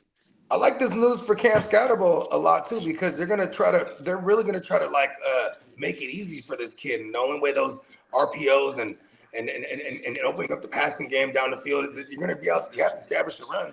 It is it better be more handoffs than it is him taking that motherfucker because what he was getting crashed out last year, 100%. That little bit of news right there make me want to stay away from him and redraft 100%. Think about this too, take that mark because he said he's not changing the way that he want to play 100%. And you know, if the motherfucking DN do bite on the motherfucking RPO 100%, he gonna try and go get jiggy with it on my mama, you know. And he might be El Concussed. Right. Yeah. I'd rather him play football more like the Brock than Josh Allen. Or I hear that. I have to dial it back. Now, as for NFL news, the Seahawks head coach Mike McDonald says, "We worry about ourselves," in quotes. That's what he said. Now, as for this, John Gruden is expected to call an NFL preseason game. Wow. Look at that. They're letting them back in the building. Sir. He sued them and won. Yo. Come on, and I think he's still getting paid $10 million a year from the Raiders organization until 2028. We need to try and get that motherfucker on the podcast. Hey, you know what, Doug? This past 2 years probably would have been the easiest time to get him on. That motherfucker Gruden, bro. Give us some Gruden. Never mind. Y'all know the name of his show with the quarterbacks. I wouldn't go say it. But we needed to break down some of these fantasy quarterbacks for us. The Spider Y2 banana on everything. Shout out to Derek. What's up, Prime Time, Derek? What up, Prime Time, Derek in the building? Oh, now stand up. As for quarterback Will Greer, he officially retired. Wow, that was a short career. And also defensive lineman Pat O'Connor officially retired also. Hey, shout out. He got paid by the NFL. Got a contract. Come on now. Now, Hall of Famer. Will Greer was like with the Panthers. He was with the Cowboys. With the Cowboys. Was he with the Patriots too at one point? Yeah. Oh, no. It was the Cowboys. West Virginia. Yep, you're right, Peacock. Hey, look.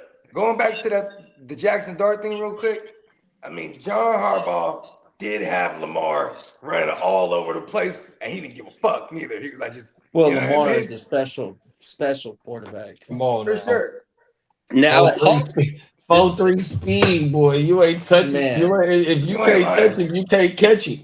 And he can truck you like a linebacker would be like, what the fuck happened here? World. Well, Hall of Famer Ed Reed discussed marijuana use during his NFL career, saying it never occurred before practice or games.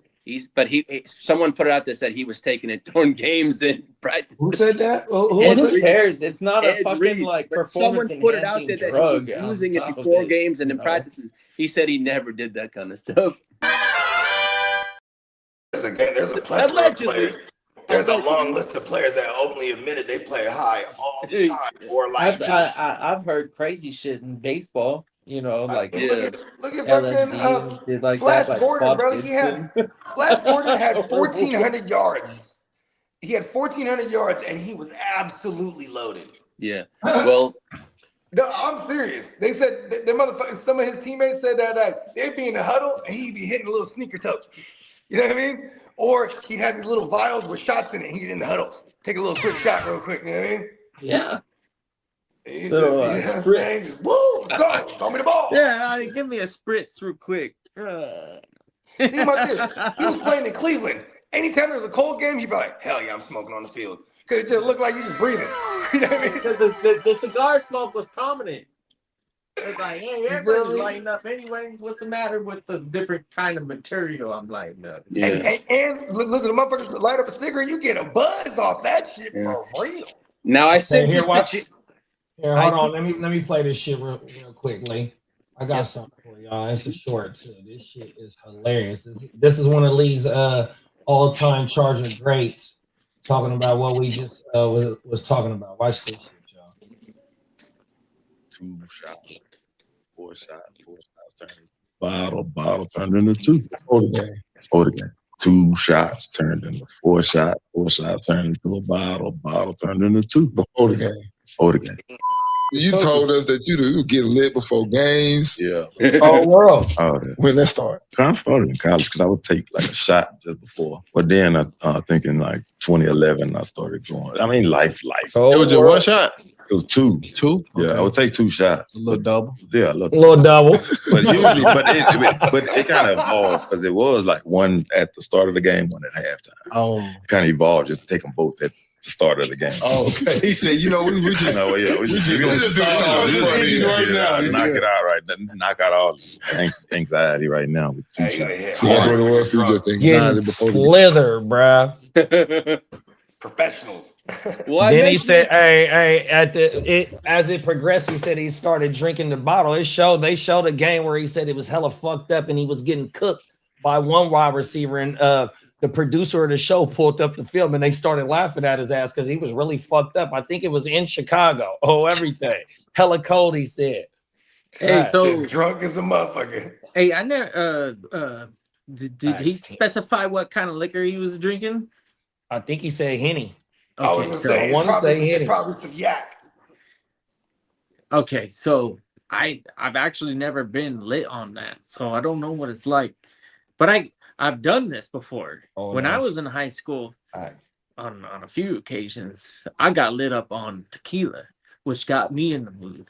And I was like, tequila's an upper. Are you kidding me? Let's go play some football right now. And then after you win, it's like, we finished in that bottle on the bus. Come on now. Yeah. Now, I told JD about this yesterday. Pass that trophy around. Yeah. Hey, Tino said Henny adds 100 horsepower to everyone. Know that. Cold world, get that engine going. I never. Do it fluid. I never really got crunk on that. I just, tasted it, and I was like, okay, that's another one right there. Okay, let me think about that one before I have another. I have to retire from that round. Oh, my mama, I'm retired from that shit, dog. Oh, everything. I mean, I'm not like I won't do the yak. I'd rather drink tequila. Hey, hit that motherfucker with the Heisman Trophy, boy. Oh, my mama, that stiff arm. Get your ass out the way.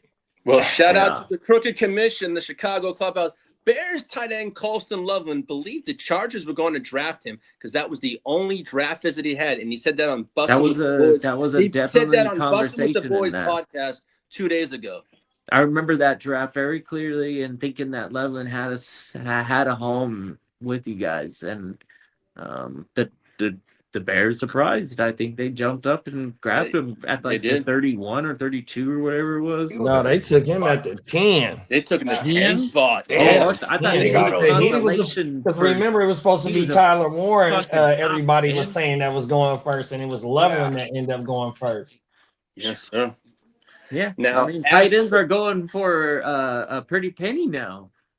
Oh, world. Every year we got. Where's Sadiq go this year? 15? 15. He was y'all first pick, or he was y'all second pick? He was second pick. He was 16th overall. They took the we had Bailey. Oh, you had the Bailey. Y'all got Bailey? Yeah. Bailey. Yeah. David Bailey. Yeah, that's what he said, Commish. He said, I'm busting. I wanted with the Ruben boys. Bain. I think I mocked that situation where I was able to get Maui Go and Ruben Bain in that draft. I was like, I think we can do that if we make this deal. And then they didn't listen to me. I made the phone call. I tried to get Ruben Bain and Maui Go, but we just got Bailey instead. Well, this blurb came out this morning. Lions running back Jahmyr Gibbs says he'd wear number 1 if Jamison Williams leaves Detroit. He just tried to push J-Mo out. He's like, I need my money. Hey, isn't Jamo just got paid like last year, didn't he? He did. He just got paid. Yeah, why is Bray even speaking on that? Here's the thing, though. What he can do is when Gibbs gets his big ass bag, all he has to do is be like, J-Mo, I want that number. I'll go ahead and because the player has to buy up all the existing fucking shit when they want to change their numbers. So he was just like, J-Mo, tell me how much it is. I'll front the bill. You know what I mean? Well, Max Crosby got a little heated, and he was criticizing the NFL's strict uniform policies, and he said in quotes, Roger, you got to let us do our own thing, not these stupid rules you fault. So what is the rule that he hates the most, like tucking in your jersey? No, he wants the things about certain colors and stuff like that. Well, like I was watching a podcast, and he said he was wearing cleats in honor of a young girl with some kind of disease, right? And he had him on for like 3 quarters, and all of a sudden the NFL police came on. He goes, I didn't give a shit. I'm gonna get fined or not. You know why it's stupid for the NFL to give a fuck? Because they have a fucking week where you can wear whatever cleat you want. You know, obviously it's not a big deal if they allow it. Just fucking let it loose and give everybody exactly. And then, like, what is it really hurting? Exactly. Nobody's distracted by a fucking cleat when you're professionally playing football. Only people that are distracted are the people buying the fucking cleats after the game. Yeah. Well, Nate Burleson hopes to eventually host the NFL Today after James Brown retires. He wants to be that main dude. Cool. I like Nate Burleson. Yeah. As for suspensions and legal issues, Cowboys defensive end Charles Snowden got suspended for 3 games following his 2024 DUI. The Rams left tackle Alaric Jackson enters a pivotal diversion program while awaiting a possible league suspension. And former wide receiver Ashton Jeffrey reaches an agreement with prosecutors on his insurance fraud case and is expected to avoid jail. And Geno Smith, we know about his assault allegations, have officially declared the case is inactive. Some as for the Titans, this morning came out and said they are going to induct the Titans are going to induct former running back Chris Johnson into their Ring of Honor this coming season. That's right. And as for there's 6 remaining NFL draft picks that remain unsigned. And on some sad note, Janice McNair, the co-founder of the Houston Texans, passed away at age 89 years old. Rest in peace. And as for Roger Goodell, says the NFL is exploring approximately 10 additional countries for future international games, including Japan. Why not have an international league then if it's going to be like that? Because there's not enough fucking quarterbacks to support the NFL. Yeah. Hey, Peacock says Super Bowl bound. This one's for Janice, man. Come on now. Yeah. And on that note, that's all the news I have for today, folks. Come on now. Shout out to the ear to the motherfucking streets. The streets. I'll be leaving those streets in Las Vegas in about 30 more fucking days. Let's go. Come on now. It's going to be some fun times. Right around the corner, dog. Yeah.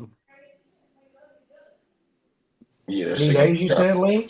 We got, 30 for y'all. Some of y'all, it's 33 days, 34 for me. 34 for me, 33 for Bogey, for JD, and whoever else. Wednesday too, JD? Huh? You heading up Wednesday too, right? Yeah, I think so. Yeah, let's go. It's going down.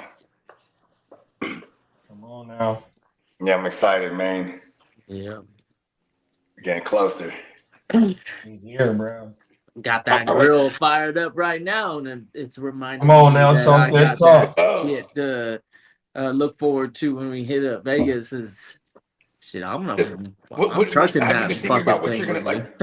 I know you're gonna be grilling and smoking. Have you thought about what you're gonna be like specific shit?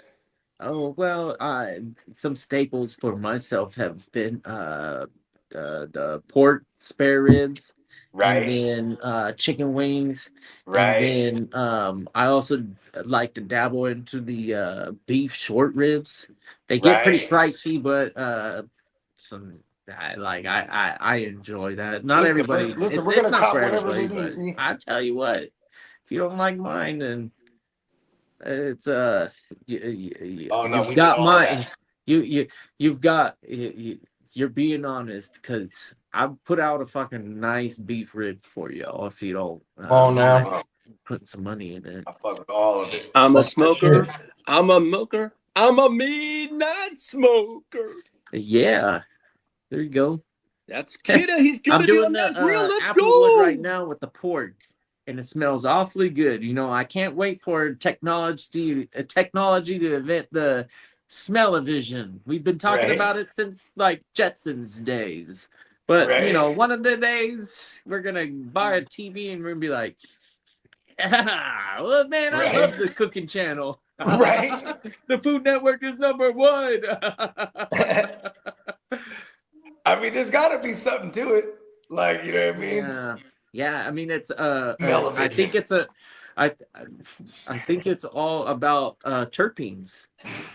So you just have a TV that has you would have terpene tablets embedded somewhere, and then you would have to refill it. But terpenes is the chemical that produces smell. So in genetics, you can, you know, breed a certain item with terpene, and it'll give it a smell or flavor profile.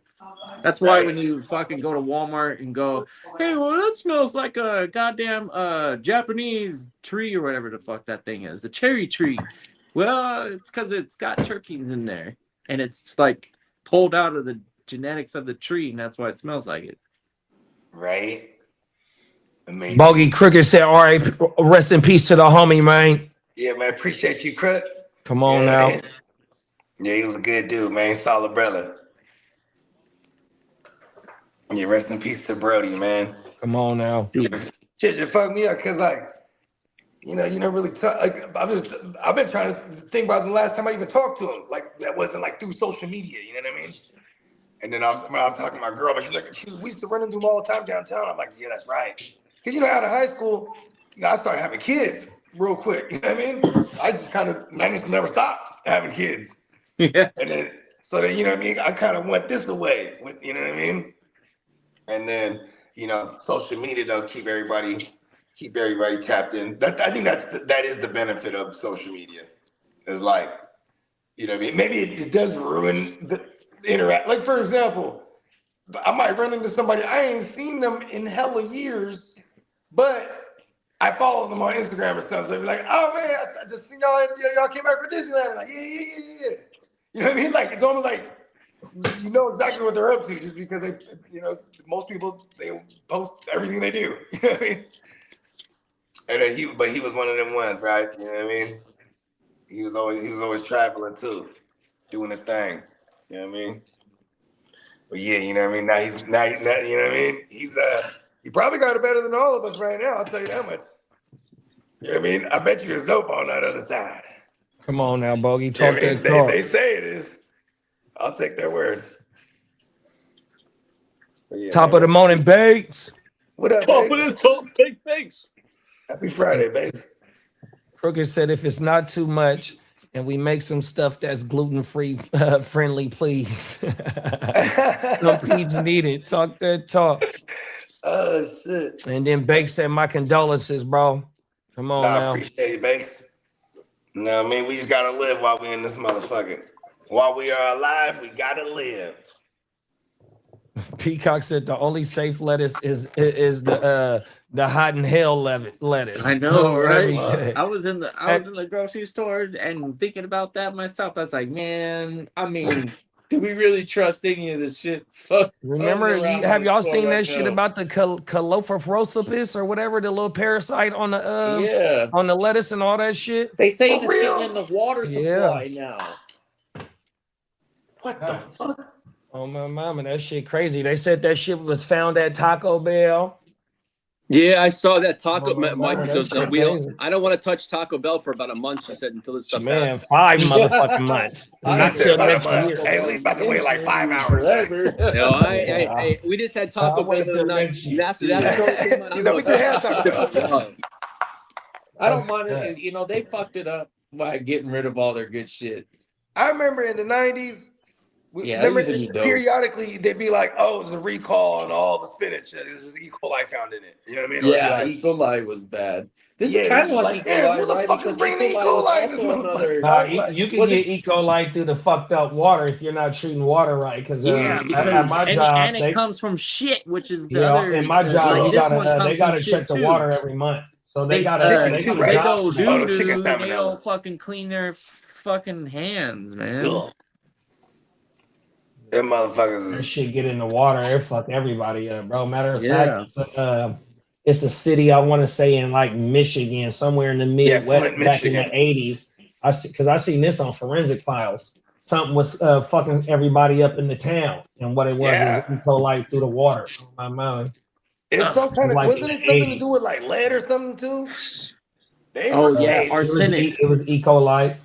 E. Oh, coli and shit, arsenic, I think, is probably one of the other things that can hey, pollute look, the because water. Flint, Michigan, and their water's still fucked up. Remember, we went. Yeah, that they was went not to too long ago. That Flint, Michigan they- shit was like nuts. This ain't what I'm talking about though. They was just sending like motherfuckers was sending cases of water and shit to Flint, Michigan for real. Like Right. that shit was crazy because it wasn't just the water that the factor was drinking it, but they were showering in it. All kinds of motherfuckers was having birth defects and shit. That shit was crazy. Come on now. Right in America. Flint in the water. That shit crazy, dog. Why? Essential. You know what I mean? Come on, man. This shit crazy. In America. Remember we were talking about dudes that be inventing shit.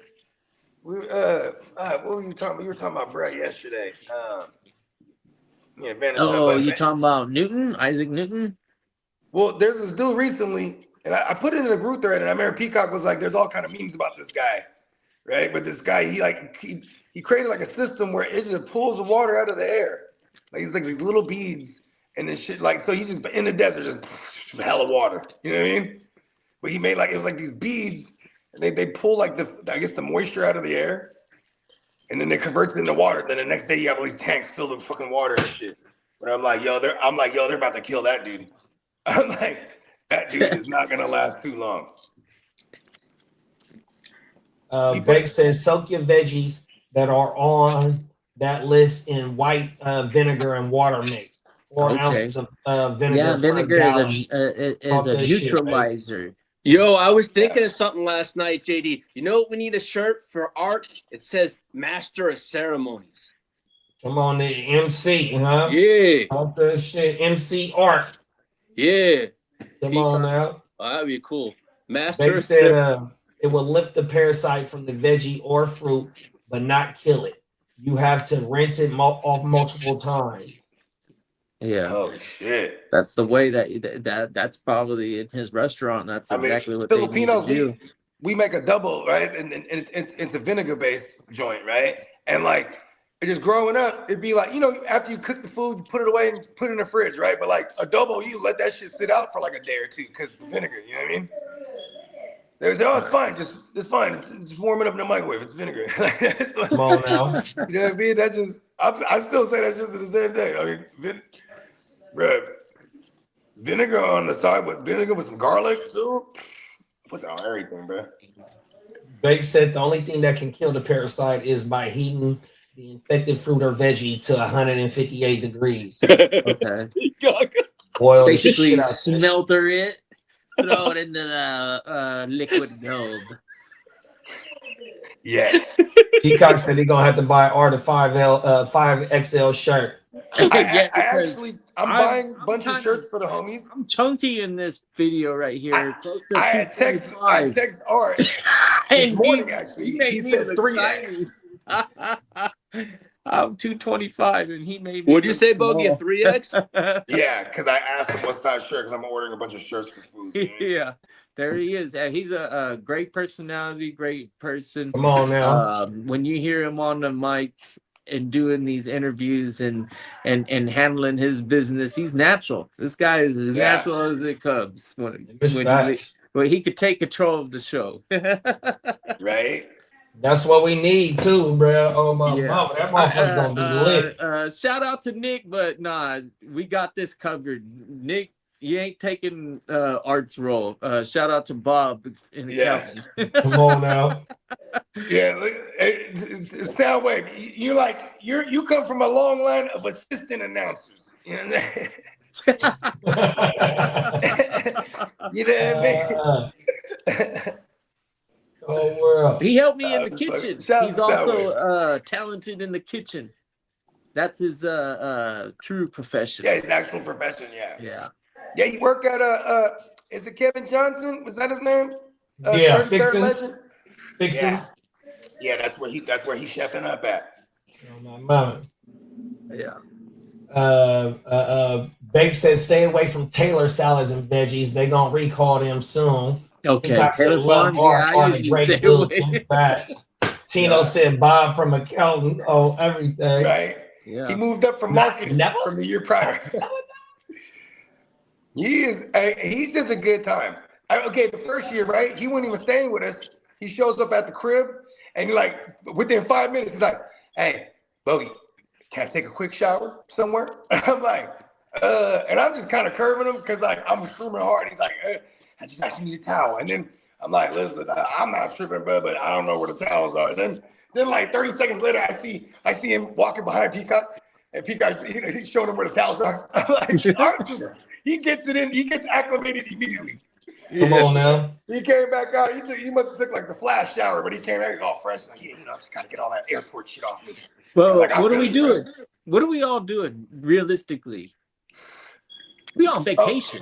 It's a 72-hour vacation. Right. That's fact. Yeah, I mean, shit, man. We big kicking it. And listen, let's be honest, there's gonna be some warfare. That's for sure. You know what I mean? Yeah. And this is truly the yearly 72 for me, 96 for others.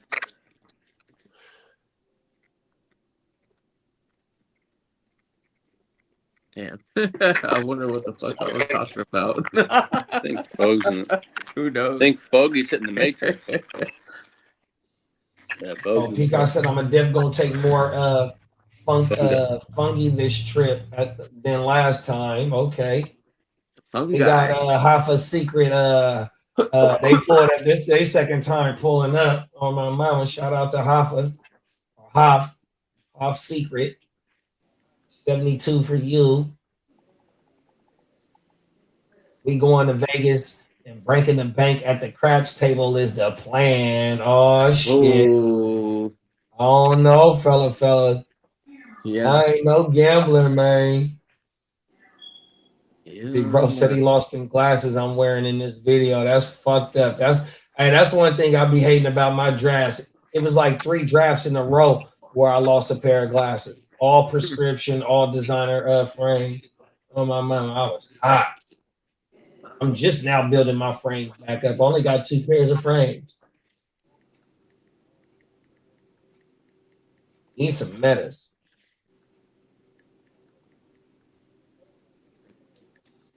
For those that's watching right here, you watching the first GWN West Side League live draft with all of us that's you see in here 100% coming in August 20th through the the 22nd or something. Yeah, the draft is August 21st. It's the day after we get there. 22nd, 23rd. I think I'm leaving on 23rd. Yeah, I'm leaving the 23rd. So the draft. So we'll have a whole live draft weekend, y'all. So y'all stay tuned, man. And if you new to anywhere you found us at, if you look in the description, man, you can win the helmet, man. Autographed JSN helmet. So wherever you found us at, please hit the like and subscribe, and you're automatically entered to win. Follow the description rules. Yep. And do give some lore. We got a West Side and then the brother East Side League as well. And you know what's crazy? Man, I want to shout out the Bell Cow. He officially retired from fantasy sports, and he's doing really well for himself. I actually got a chance to speak with him, but because he's like a guy who likes to shroud himself in mystery. But I feel privileged because on the side he'll talk to me. You know what I mean? So you know what I mean. I bid him adieu. He was definitely we definitely went to wars, man, and he won 3 straight. And so I tell him he's the greatest Eastside League champion I've seen. You know what I mean? But we had 2 people gone now, so I think that league it's officially going to a 12-teamer. Oh wow! Like, it's still 250, so I'm not, I'm not mad at it, but it's just like I'm like, okay, this is different. You know what I mean? And they're probably gonna add another flex, I would imagine, or do something to make, you know what I mean? Do something to make it a little different, but yeah, you know what I mean. Are you all gonna go to Vegas and draft the East Side League? Yeah. So might be able to adopt a couple. This is just like 2 days ago. So one of the partners, he got like one of them penthouses at the Harris. So they want to draft there for that league. That's on Saturday. Be like Saturday. Oh, okay. Yeah, it'd be like Saturday, like at 2:00 or something. I know I was kind of irritated about that. Like, come on, like we already have. If they ain't gonna roll with us at the crib, bro. I don't know, man. They're missing out. We got the best spot to fucking draft. He gets comp rooms. He gets comp rooms. So you know what I mean. I know if he didn't get this comp, I know he got a super deal. You know what I mean? Yeah. But yeah, shout out to the commish. You know what I mean? He's the commish is funny because he straight up was like, look. This is not a democracy. This is a dictatorship. We're drafting a Harris. Sometimes as a commissioner, I respect the commission. You know what I mean? Even though we have a whole entire mansion, it's fine. Right. We're not doing his whole thing wars. is he wants to be on the strip. He was like, and the commissioner only comes for 1 day every year. You know what I mean? So the commission comes 1 day, does it extra big. Pause. And we always get on them too because I'm like, by the time y'all get there for the 1 day, we've already been like went through the ringer for 3 days. You know what I mean? And they that doesn't sound like they've had quite the advantage the first years. Tino, he's coming out multiple days this year. I'm excited. Yeah. Tino, you rolling on? He's rolling over. He's rolling up with Diamond Joe. Hell yeah. Roll up, bro. Hey, we got a fantasy question. Shout out to Orange Crush, man. He said, how would y'all rank these 3 wide receivers? Zay Flowers, Teta Rosa, and Devontae Smith. I'm gonna go Ted, Zay, and then Devontae. Yeah. I'll take Teta Rosa first. I like what we saw from the rook. Yeah, Peacock said Ted, Smith, then Flowers. Flowers over Smith if his draft price is right. I think Flowers had what kind of offense you think we're gonna get out of 2 years? The last 2 years has been pretty solid from Flowers. Yeah, Flowers has been solid these last. I mean, he was WR7 last year, back-to-back 1,000-yard yards. He just don't get touchdowns. That's the only thing. 14-point yards per catch the last 2 years. They run over 100 targets the last 3 years. 100%. No, Zay is definitely slept on 100%. He's averaged at least 12 points. His 3 years last year was 14 points. So yeah. Lamar doesn't have a lot of passing options when Mark Andrews is out there. Isaiah Likely was a little bit of a target, but overall it's been fucking meager for Lamar. Yeah, it's just Zay really, the only consistent option well, the downfield option. Other than that, it was all Andrews and fucking Likely and Andrews always floated around the same targets. It was just that Andrews was getting all the fucking TDs. And then the history with Andrews is pretty solid too. And then remember, they took 2 wide receivers in this draft. Yeah. That's cool, right? For any for sure. I mean, and what I'm trying to say is that they are attacking that position to make it a little bit better for him. 100%. Because I feel like he still is slept on. Not quite like I would say. Like Hurts is probably better than what everybody claims him to be. I think Hurts gets a lot of like hate, but he's not terrible. He's not great by any means. Just not as bad as everybody makes him out to be. In real life, fantasy, we already know Hurts is going to be like pushing for top 5. But in real life, if that running game ain't moving the ball, Hurts ain't. You can't rely on that guy to win a game, dude.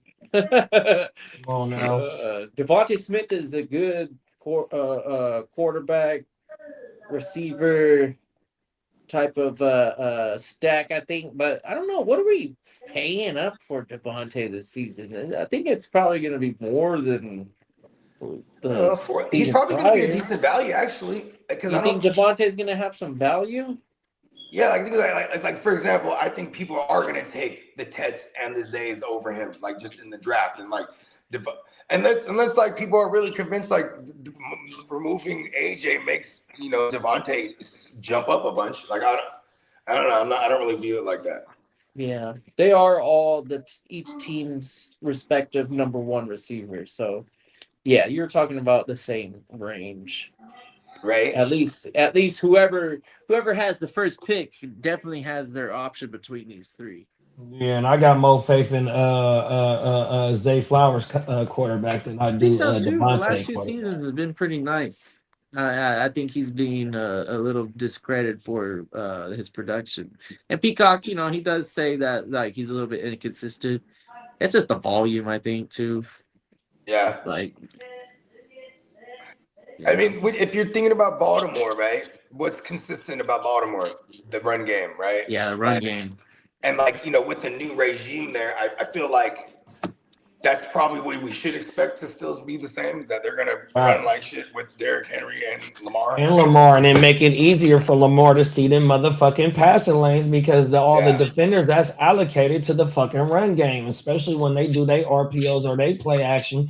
It sucks the motherfucking defenders up, especially the mid-levels ones, and that's where we get them creative passing lanes 100%. Yeah, because let's be honest too. If when Lamar is healthy, he's in the MVP conversation. You know what I mean? Like when he plays a whole year, he's in that conversation. You know what I mean? So, I mean, shit, he got 2 under his belt already. Arguably, he could have 3. Does he have 2? 3. 2. Should have had 3, but they gave it to the style. Yeah, got him his first one. Yeah, it's crazy. Those guys, one thing that those 2 QBs have in common is they definitely carry the whole team. You know what I mean? Miss facts. Like, I mean, Buffalo, they can turn their defense around somehow. You know what I mean? Like they're always cooking on offense. Same thing with Baltimore. Their defense has been hooped the last couple of years. You know what I mean? It's just reputation at this point. Peacock said they are literally the same. I think Smith has a path to more targets now, though. I would just say the only thing I would say to that is that Wicks, Eli Stowers, Hollywood Brown, and then the boy they drafted, Lemon. Oh yeah, Mekhi Lemon. That's 4 new people that they have brought in, bro. So they obviously trying to find the good mixture as well. So, you know what I mean? He definitely they number 1 over there. But, we going, this is our first year seeing it without AJ, as well as they're bringing in a new system as well. 100%. I guess if you look at the first year, Devontae Smith's rookie year, he definitely had like 900 receiving yards. Then the next year they brought in AJ, right? So like he did have 1 year that we can lean on. And I want to say he caught like 8 touchdowns that year or something like that as a rookie, or maybe 6, something like that. Because I know he had a game where he hit for like 2. It was like a championship week. I remember because I had him. That was the only time I ever had a kid too. Shout out to Devontae Smith though. Shout out to Devontae. I think since his rookie year, he's managed to keep on like 15 pounds. Because he's like, or maybe he's trying to be buff Batman now that AJ gone. Yeah, because I think like he came in the game like at $160, and then like right now he's like $185 or something like that. I'm buff Batman. You got to replace AJ Brown somehow in line for shit short. 100%. All pro wide receiver, top 10 in the league. 100%. You gotta do it somehow. But he sure made it easier on little bruh by being on the field. I mean, we've seen these instances where okay, Josh Allen when they got rid of Diggs, like he had his MVP year. You know what I mean? And maybe you'd argue because he had to do more, or it was just like, just at that point in his career, now he's making the receivers. You know what I mean? Maybe that's how they feel about Jalen Hurts here. Plus, with all the disgruntled shit behind the scenes, AJ's reading a book on the fucking field. You know what I mean? Like, we saw the writing on the wall. They were going to get rid of him, and you know what I mean. And they definitely drafted somebody before they got rid of him. So that even more telegraphed it. Like, okay, they really are going to move on from him. And then, but call me crazy. I'd rather just take a way cheaper shot. And maybe hopefully there ain't too much hype to inflate his price, but I'll take a shot on Lemon. They talking about he's gonna play predominantly in the slot. He might, and you know what, the way that offensive line was last year, and they had, you know what I mean, he was have to get the ball out quick. You know what I mean? Maybe we got something cheap here. Maybe it starts off slow, but you know what I mean? Draft him in the first round. Fuck it. Peacock says Smith becomes the de facto WR1 on the team. He's had 8, 7, and 7 TD years. Last year was down at 4. And it's because the offense was down in its entirety. Yeah, that's not bad. And he's been doing that since his rookie year. Good shit. I don't know that. And I mean, he is paid too. And they're like a really well-ran organization when it comes to how they spend their money. So I feel like, now they're like, all right, get rid of AJ. And then fucking, you know what I mean? We got Devontae on a moderate bag. You know what I mean? Then they drafted the kid that's essentially probably going to be, groomed to be the number 1, right? Is Lemon a guy that can play outside, or is he? Because when they say he's going to play predominantly in the slot, is that just because that's what he did in college? Now that I'm not too familiar with, bro. I wasn't really up on. Because I remember with Justin Jefferson.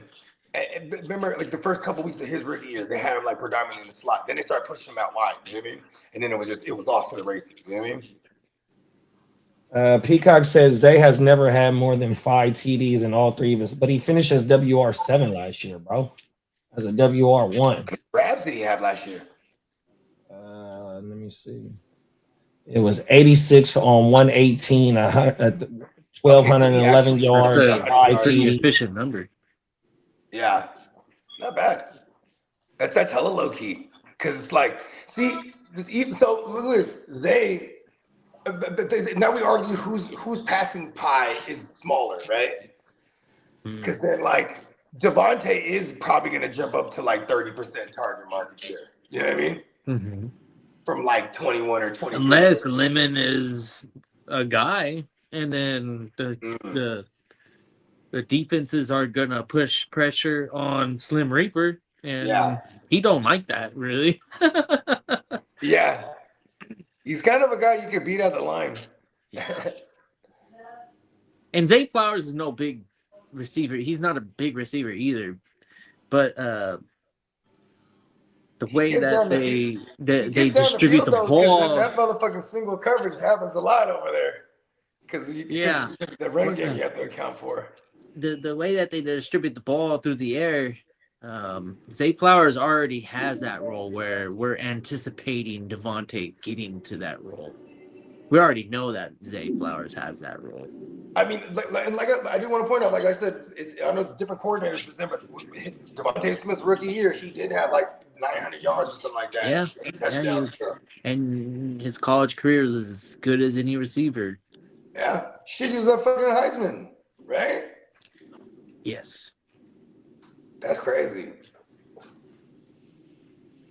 Peacock said, fantasy finished not the same as a per game basis. For example, Flowers played week 18 and scored 2 TDs that helped no one in fantasy. But here's the thing too, is Zay, it was all fucked up over there last week. I was anticipating trading for Zay in a few weeks, and I was unsuccessful. I was trying to make moves to acquire Zay in trades. Didn't someone just sign Zay? Hey, but see, we want to speak on a per game basis. He only had 3 single-digit games. The first one was in week 6, 8.6. The second one, first one was in week 3, 3.3 points. Week 6, 8.6 points. And then week 13 with 0.6 points. Every game other than that for the whole season was all double-digit fantasy points. I think what's cool is he was startable damn near the whole season.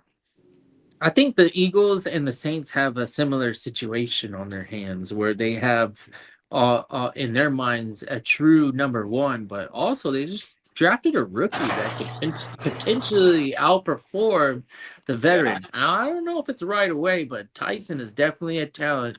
And then Lemon, he's pretty good too.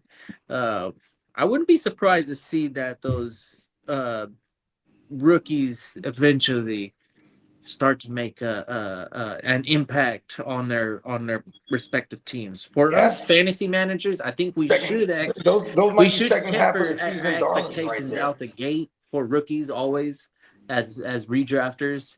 We probably need to throttle all of even Carnell Tate and to some extent Love, but probably not so much Love. I think Love is safe.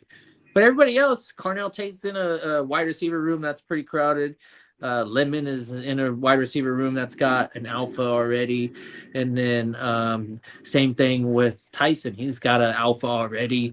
And then a solid tight end. And but they're going to have to earn their roles more or less. You know, nothing's given to these rookies outside of maybe Love.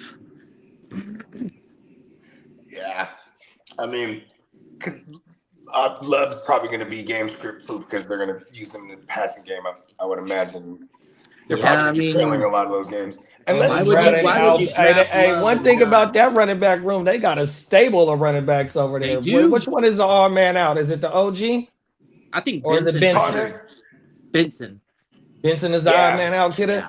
Yeah, I think Connor's got more of a shot. If Benson and Connor probably out of there too. Because I think what they're going to do is keep Alabubu and the old-timer James Conner just because they're kind of like the same type of back. You know what I mean? So there's probably a role that they have in mind for that. You know what I mean? Yeah, Alabubu is safe for sure. And I think Connor has a veteran presence that's like leadership role. Right. And then like Marcado and who else? And I wouldn't be surprised if some stupid reason that the NFL allows the Cardinals to all of a sudden become relevant, they'll have no choice to utilize Connor if that's the case, because he's a gamer. He definitely when he on the field brings a presence to the table. It would behoove any team to have Connor on the squad. He's been through enough to, provide some sort of resource. He's got a lot of experience in life and football. Yeah, I mean, even just for that, like you said, the veteran presence being around that kid, just lace him up with some game, like, you know what I mean? Yeah, Connor's been through some shit. You know what I mean? Yeah, Connor has. He's a soul survivor, man. Jeezy boy. He's the undrafted free agent who had to beat cancer, and then get on. Then the Le'Veon Bell shit happens when he's a rookie, and he's a hometown kid, so they loved him. He was like one of the hottest selling jerseys. So like, you know what I mean? He basically, they were like, peace, Lev. You know what I mean? And like James Conner, pun intended, just ran away with it. Come on now. Peacock said, to be honest, last year was the first time Zay Flowers was more consistent. He had 12 more catches on the same amount of targets his previous 2 seasons. My thing is, a lot of these wide receivers don't boom in their first 2 years, so that's why we always try to target these third-year wide receiver breakouts. Even though I wasn't on that train last year, I wasn't. Yeah. But it take 3 years for you to learn the position and the speed of the game and all that bullshit. So that would be my counter argument. But they had, I don't know why I thought he was older than what he really is, but that guy was like 4 or 5 years in college. I know he was in an early declare. You got to remember, there was the COVID year too. There was the COVID years when those fools were in college, so some of them might have opted out that for that 2020. Yeah. Yeah. I don't even remember what college. Hey, I don't even remember what college bro went to. If I'm not mistaken, Boston. He went to Boston College. I think so. It was like a smaller school. It wasn't like somebody like Boston. Bake said, "What if?" There go ears. Hey, Bake said, "What if Dallas Go Dirt eats with AJ gone? He had like 11 TDs last year. Yeah, his role is solidified. Yeah, he's solidified. That's one of my favorite food reviewers on YouTube, bro. Oh my mama, and now that Stowers is the block. Stowers is a receiving tight end, bro. That's why I drafted that motherfucker. I had Stowers over Sadiq in the drafts, in our rookie drafts, when I had the opportunity. I think it was twice. Yeah, because it is just gonna be like one last year at Dallas Goddard in all reality. Yeah. If Goddard eats with Brown gone, then it's the same situation that Zay has with Andrew. Smith TDs will stay the same, 4-5 instead of 7-8. 4-5, 7-8. When AJ is gone, 6 out. When AJ is gone, he has historically absorbed a 32% Goddard. share. Yeah, Goddard was a target hog when AJ's out. But aren't the Ravens getting a new offense now? That would be my counter to your counter. So is the Eagles as well, and they getting a first-time play caller in Mannion, 32-year-old dude that ain't never called plays before, even though he came from LaFleur in Green Bay. Man, what's up, Ryan? He's been playing a lot of Madden, I hope. Ravens' new OC was a tight, so they promoted within. Okay, that's never good. Well, I mean, it's a new time head coach. He wasn't a draw to any of these coaches, so he probably just like, look, they say you're good, you can stay. So he was left over from Harbaugh's staff, or he was brought in from with the new staff. Oh, okay, yeah, that's a good point. No, I'm asking. I don't know. I don't know who the LC is. No, I'm with you because I don't know if he came from Harbaugh's staff or which Harbaugh staff did he come from, right? I'm gonna Google it. That could be a real thing too, like where he's like, look, you know what I mean? He tells John Harbaugh could have been like, Brett's a good coach. You know what I mean?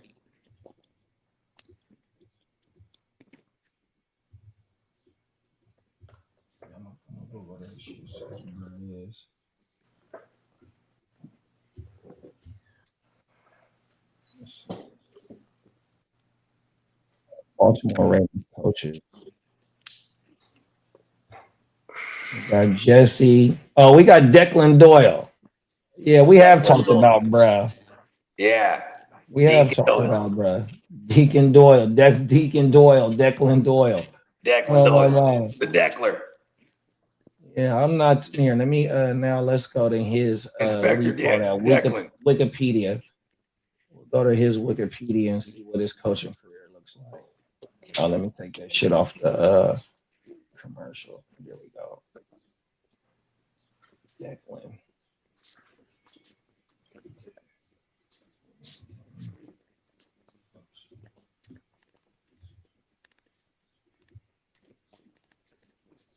Got my barbecue sauce somewhere. I can't find it. Barbecue sauce. Okay, here we go right here. New Orleans Saints 2019 to 2022 offensive assistant, Denver Broncos 2023 to 2024 tight ends coach, Chicago Bears 2025. Oh, he was the OC under Ben Johnson. He got Ben Johnson capabilities. Okay, now he's the OC. So he's Sean McVay 2019 off. I mean, not Sean Payton 2019 to 2022, and then he's back under Sean McVay. Sean Payton 2023 to 2024. Then goes to Ben Johnson as the OC. Now he's the Ravens OC under Lee's former defensive coordinator. This is his coaching history. Okay, new. So yeah, Mannion. Yeah, facts. And he comes from LaFleur. He was from Green Bay last year.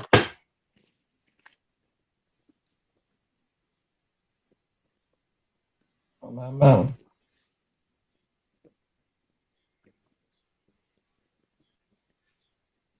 It's got to be getting towards the end of the draft.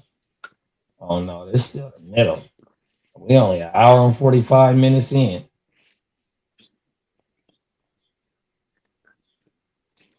Let me put the sound on for a little bit.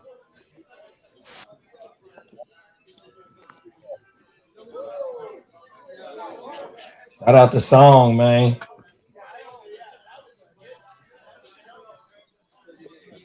See, and so like right now, I can hear the music. Like I can't hear the shit hella clear, but I can hear music playing in the background. And when we after the live ended and we all came home, they started hitting us with flags. Certain shit, they didn't take certain shit out. We had to clear all that shit up. And I don't know what song is playing, but I can hear music in the background. That shit is crazy. So if there's anybody that's new to the channel, wherever you found us at, if you look in the description here, let me get it out. So what we're watching is our first draft, Westside League, GWN League, Westside Live Draft League. So if you look in the description, come the second annual draft, which will be here on August 21st, you'll be entered to win this helmet on my mount. So go ahead and click the description, y'all, on my mount. Fucking federal, bro.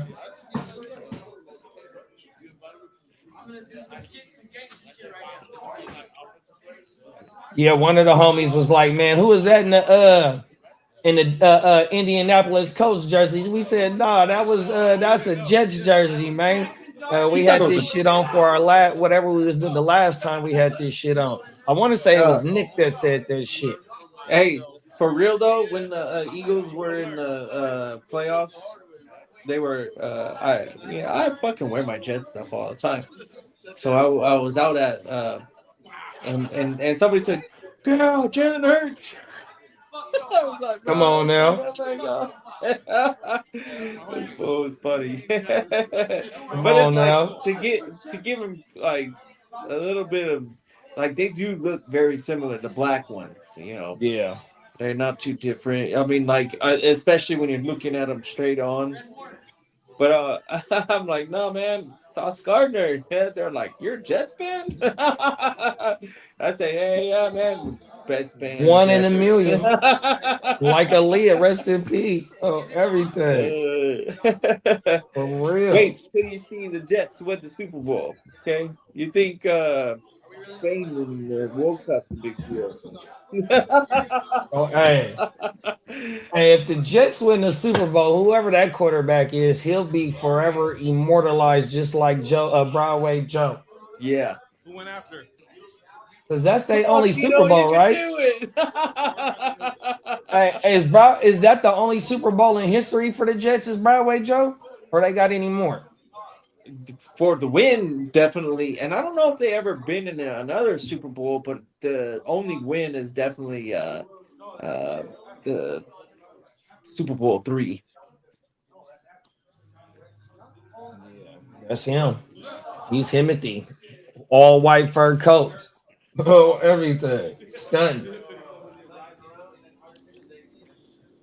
Man, I can't wait for this year's video. It's gonna be fun. Yeah, you ain't lying, bro. This video is gonna be long too, JD. What we got? What's the setup with the video? I know you got all the production hardware and software, and I remember like we were thinking about doing like a 24-hour joint. Are we still thinking that? So if we do a 24-hour joint, only thing we would have to do, since it's 4 cameras, at maximum use 2 cameras. I would say maybe 1 because you get like 6 hours out of each camera. So you would just have one main one to do a 24-hour joint, you know what I mean? And you just rotate out, you know what I mean? Once the batteries start getting low, we fire the other one up because it'll fire right up to the joint. You just add that bitch, plug that, boom, boom. Yeah. Hey, all you gotta do is turn up when we go live.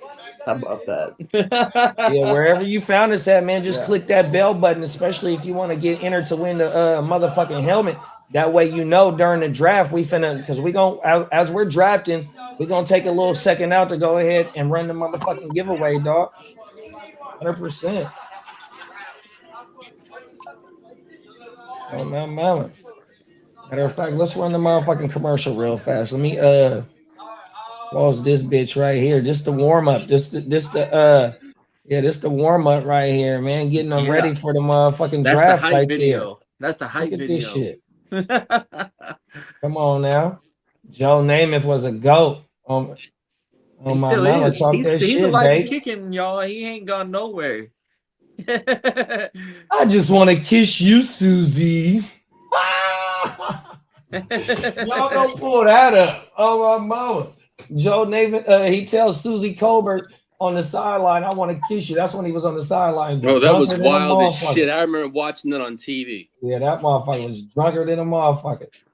Okay, here we go, y'all. Here go the new commercial. For everybody that's new to the channel, man, this is how you going to be able to win. On my mama. What's good, gang? It's the Guchinni representing the Hard to Start podcast. Tapping in to remind y'all that coming this August 20th of 2026, the second annual GWN, the Westside League live draft weekend will be popping off. Man, you will see all the cast of characters that you see live on the GWN every day. You'll see a lot of people that's in the chat every day on the stream, and then you'll see some of your favorite content creators that you've seen us make content with in this conglomerate that we call the GWN 100%. So what you need to do is go ahead and like and subscribe wherever you found us at, and if you screenshot that you subscribe, we are giving away multiple giveaways during the live draft. 100%. We will be running our regular scheduling program.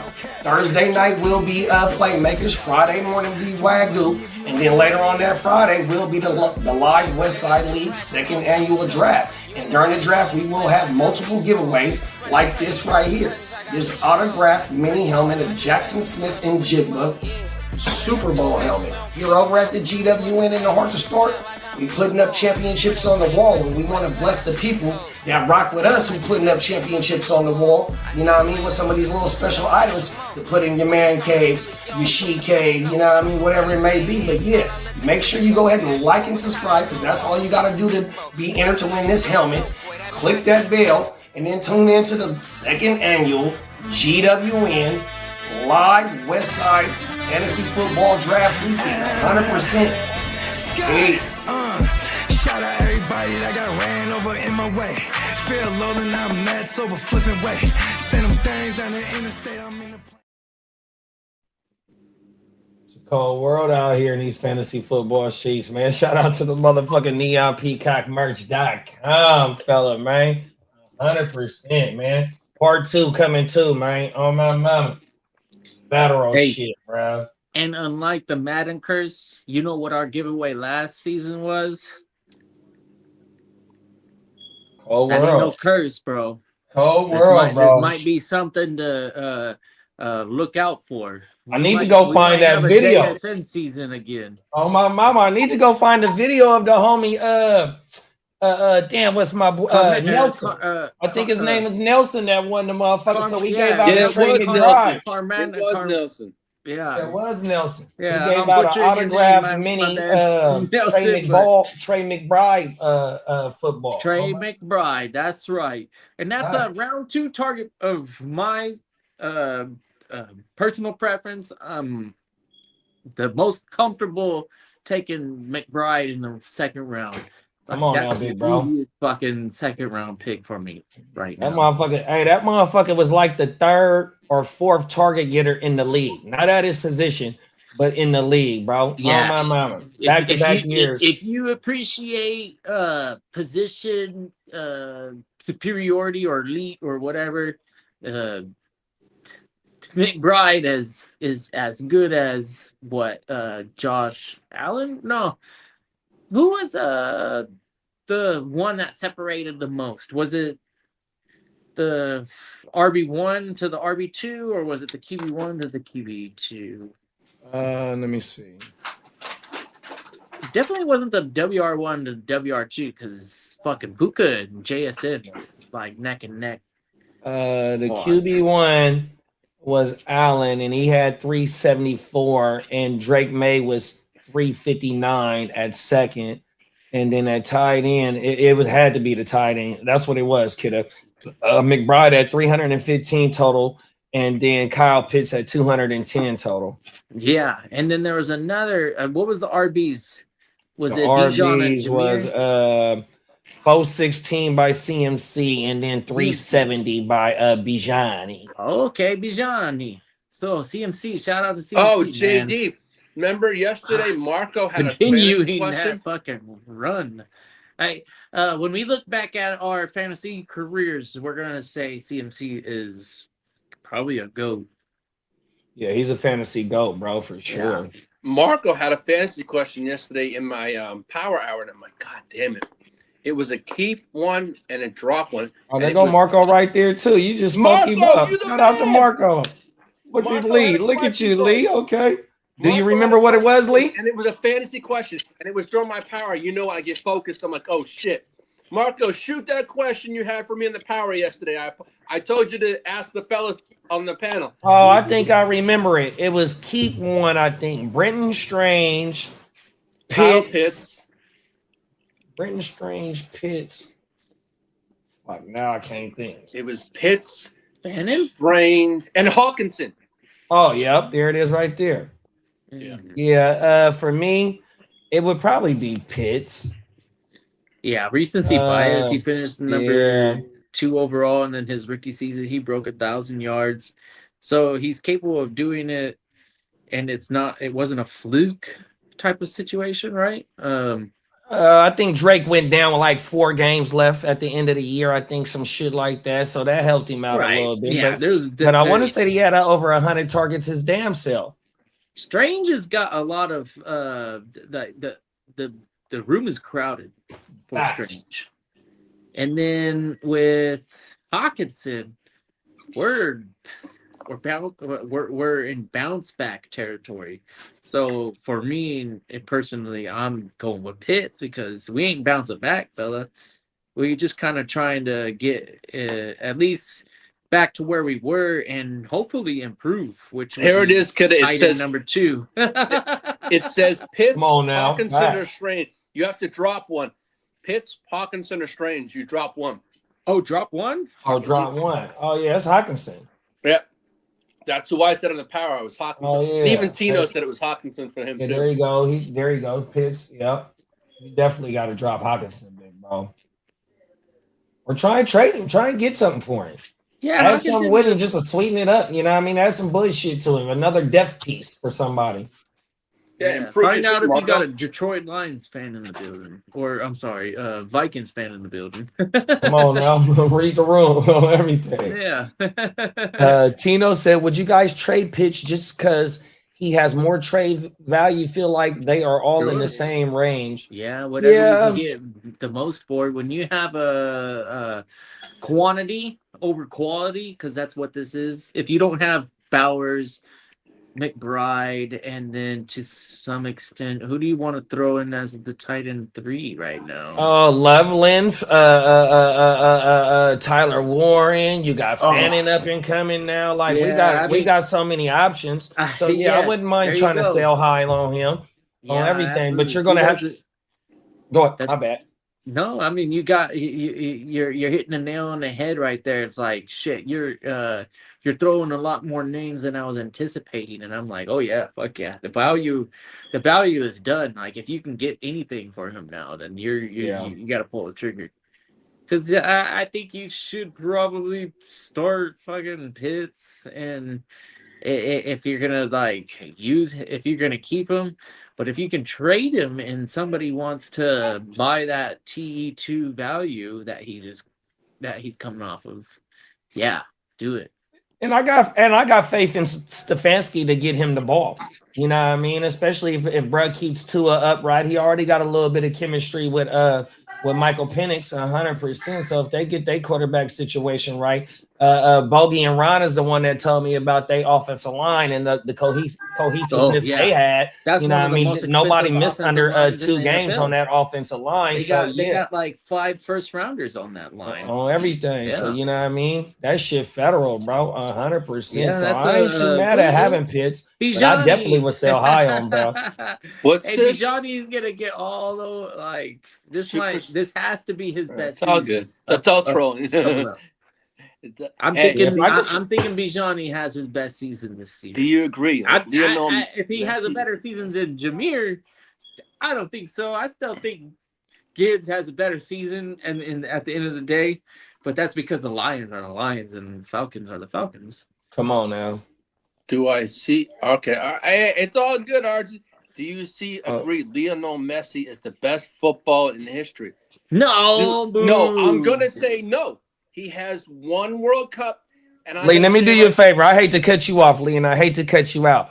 Hey man, shut Brad out because he's a new timer, man. Give Brad Super Saiyan Red Super Saiyan. Super Saiyan. Dragon Ball Do Z I fan. agree with Messi as the best player in history? I'm gonna say no. No. Okay, and I'm gonna say this. Because we're 50 years old. I'm gonna say this, Messi. He is a great club player. He has all the accolades in the world. He has 1 World Cup. He's going for a second. There is 1 player in football history that has 3 to his name, and I have it sitting right back of me, and it's Pele. So to me right now, until someone surpasses that and has 3 or possibly more with the accolades, I'll say they're the best. But right now, as it stands, Messi is, I'd say, the best footballer of this generation. Yes, I ain't gonna lie.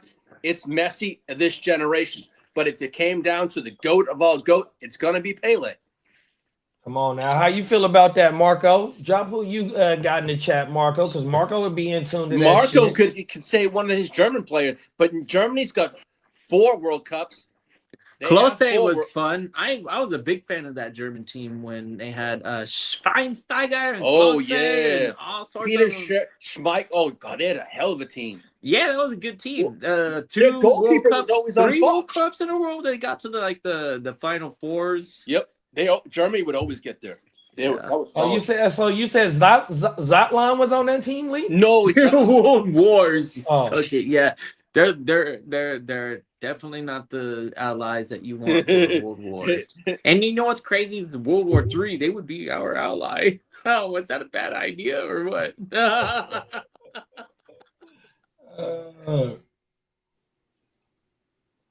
Fuck yeah. Yeah, I Marco, that's just personal opinion. When you look at you saying the GOAT, you got to say it's just like saying Michael Jordan's got 6 rings. Pele's got 3. You're looking at Messi has 1, has possibly going for 2. You can say he's the best right now, but best of all time, I can't put him in that category. But I won't say he had when it comes to club and what he has in club. I mean, if he wins the World Cup, he's going to probably get the best soccer player of the year too. The Ballon I got a question for you. He will get that Ballon Award. Yeah, never mind. Which will be his 9th. That will be his 9th best player award in all of soccer. That's no one's ever done that. And you said Pele got back-to-back World Cups? Yeah, he in the 50, I think it's 54 and 58, or it might be 58 and 62, however they fell. Yeah, because he's a part of all 5 of their stars. Well, no, 4 stars. 4 of their stars, but he's got 3 cups. Brazil won in '94 here in the United States. Okay, so look, if Brad go back to back, he done did something that Pele did already too. 60 years ago, yes. My mama, fact. So and it hasn't been nobody to go back to back since Pele. No one's done it. So no. Boy, that boy riding for a lot of he's going for 60 years worth of history come Sunday. And his own accolades on top of it. So hey, make sure y'all tune in to the Real Fantasy Playmakers come Sunday morning at what time the game start at 12? I think the game is, let's see. We'll be here live for that shit, man, watching history. We're gonna let Lee watch the 3rd place game by himself. It's all good, dude. It's all good. I think there's a video of Pele and he's we gonna go live for that shit, Lee. Right? Dude, Mbappe is going for history still too. Mbappe is going for the boot. It was like forever, and he never. Okay, so the schedule like he was struggling. is here we go. England and France are at 4:00. my time on tomorrow, right? Then Tomorrow, Sunday, 2 we get o'clock, okay. Spain, Argentina, 2 p.m. on Sunday. 12 o'clock, yeah. So Sunday. two tomorrow I and love 12 on Sundays, Sunday. man. Yes, Yeah, y'all sir. make sure y'all stay Favorite tuned. Shout out to what's brother name Saiyan, Super Saiyan. It Super is. Saiyan, Yeah, shout out to Super Saiyan, man. We appreciate you for pulling up, bro. You want to come and fuck with us during the live parties tomorrow and Sunday, man. Hey, I even Feel reached free. out to my coach and asked if he wanted to come on because he's Argentinian. Oh, Now? Yeah, my coach. He's And got he some goes, steak in it. he texted me last night. He goes, Lee, I thought you were going to talk a lot of shit like always. I go, Coach, I ain't going to go that far. I thought it was a good game. That's all I told him. Oh, okay. But, Yeah, I was hey, expecting JD, you to talk some shit. JD. Yeah, I think he was quiet, Kitteh. Yeah, He was quiet during that game.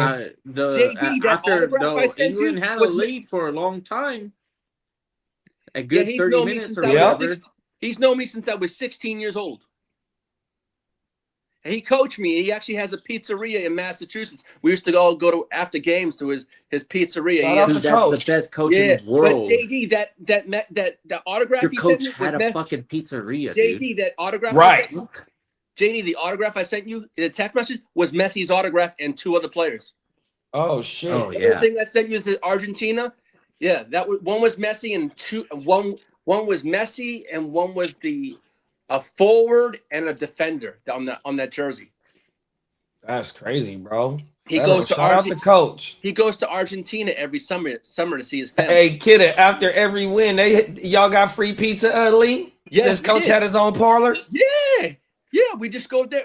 That's fucking federal, bro. You got So the pizza everything. parlor on your chest, Well, don't he you? when we were younger, he had something called. When we were younger, about 6, when I Coach's was a teenager, pizza. he had something called. He had a pizzeria called Franco's, right? Franco's Pizza. Shout Because out that's to his Franco. name is Franco, right? So then again, when his wife and he opened up a cafe Italiano because his wife's Italian and she loves Italian. So he had Franco's and then he had Franco's Italiano cafe for his wife. So it was a takeout place that you could get pizza and then you get your own Italian takeout at his joint. That's federal. Yeah, Forget about it. Forget about it. Yes, Even sir. distribution. So I'm gonna give him a call later on and see if he can pop on maybe at halftime. It'd be kind of funny.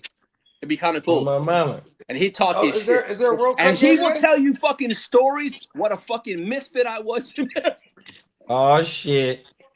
Coach, he gonna tell us why you had to run all motherfucking day during practice. Throw my You gonna ass tell us under the how bus. you ain't? He had He'll all them tell years. you man. You stories ain't about listening my to nothing. brother. Trust me, he told my little brother off with the medicine shit. He said, "You were a fucking fool." He had all the talent in the world. No, his son He went said to he ain't lying either.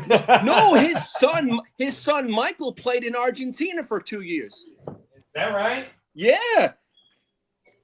Yeah, his son Michael, but until he hurt his knee and blew out his knee, and yeah, he was playing in Argentina for 2 years. Hey, Big Bro said he finally finished that motherfucking video project, man. Shout out to Peacock, man. Stanley man, cooking let's that go, shit, Peacock. man. Peacock, the mastermind. He's unstoppable. All right, what did he said, today's football is different. Today is more difficult to play. Man, during Pele's time, man, I won't lie. That's when I grew up loving soccer, was when Pele played. That's when my parents introduced me to soccer because I was born in the 70s. In 75, I grew up playing soccer 28 years. Yes, soccer evolved in the 70s and has changed. But to me, when you say GOAT, I'm going to say Pele. But yes, you're right. Soccer has changed. The game has changed. The rules have changed. But it is legit. Soccer in the 70s was soccer. And now it's a lot different. You're right. But if I was going on historical stats of World Cup stats, I'm going to take Pele all day, every day. 3-1. When did they throw in all the fucking drama, fucking injury bullshit, faking? Oh, that kid. I would say basically, you talking about the extra time shit? No, I'm talking about them fucking crying and acting. Oh, like that's it. they're Kid, fucking that's dying, been in soccer for fucking. I'm fine. Kid, that's been in fucking soccer for years since I was a fucking kid. That's just like why we hate you guys so much. I mean, kid, that's been in soccer since I was fucking a teen. I only say that because baseball and soccer share the same season, and when I watched all y'all soccer players, I was like, man, know why he choose that over baseball. I've never in a million years would I Yeah, play yeah. soccer Yo, over baseball. Tino says at the same time, Pele probably had one of a handful of players who played pro soccer. Tino, to be honest with you, if I looked, actually, no, Pele, when he played here in New York, for the Cosmos, he had Franz Becker. He had a world-class team with the Cosmos in the 70s. He had Franz Beckenbauer, Werner Roth, who played for the German team. Franz Beckenbauer played for the German team. He had about 4 or 5 stars on that Cosmos team. So I would say he was playing with professionals because that's how they made soccer legit in the United States when it was the NASL, the North American Soccer League back in the 70s. They had the New England T-Men that was in Jersey. My parents were Bruce's for, and the Cosmos were in New York. But the Cosmos were the biggest draw because they brought the Pele, they brought Beckenbauer, they brought Werner Roth. Werner Roth was actually in the movie Victory, if you look at it. The Mexican league is currently not bad either, right? Like they have a pretty good. The Mexican has a great league. Yeah, they do. They have a great league, actually. I mean, that's how a lot of these teams, or I should say countries, did it. It's just like France has the La Liga, and then you have Spain. They have their all these countries have their own big league, just like the England has the EPL. But it's how these. I mean, they put out some of the best players. How about the UEFA? How does that work? What is UEFA? UEFA is European. European football is. I think it's European something. Football Association. That's the UEFA. That's for England, that's basically all of Europe. That covers all of Europe. Yeah. And then if am I not mistaken that the UEFA league is the league that you want to play if you're a professional soccer player because they're going to pay you the most. Europe is going to pay you the most. All the pounds. Yeah, all the pounds, all the euros. Yeah. Well, then again, Ronaldo went over to he got $1 billion. MLS. No, he got Ronaldo. My bad. They gave him $1 billion. $1 billion fucking years. Whoa. Yeah, he That's plays crazy. over in the where is it? Over with. How come he's the only one that's on the is everybody else a black swirling dot thing? Whatever the fuck? You have to click. What I had to do is I had to click on the camera. It's crazy, but I'm still here. I don't give a fuck if you can't see me. You click on the camera like you're. It does that to me all the time on my end. You click on click on the camera, and then it will the spinning will stop. There you go. There it is. There you go. That's all you got to do is click on the camera. Fella. I see Jay spinning, and I see Bogey spinning. We got an IT professional in here. Hey, Lee, it's a question for you right there from Tino. Who was the best soccer team ever? It's got to be a Brazilian team, right? I'm going to say, if you were talking about internationally, it's going to be Brazil. Brazil will be all because they have 5 World Cup, but Germany has 4. Argentina's got 4, and they're approaching. Actually, Argentina has 3. I apologize for that because you look at the jersey when you have the stars.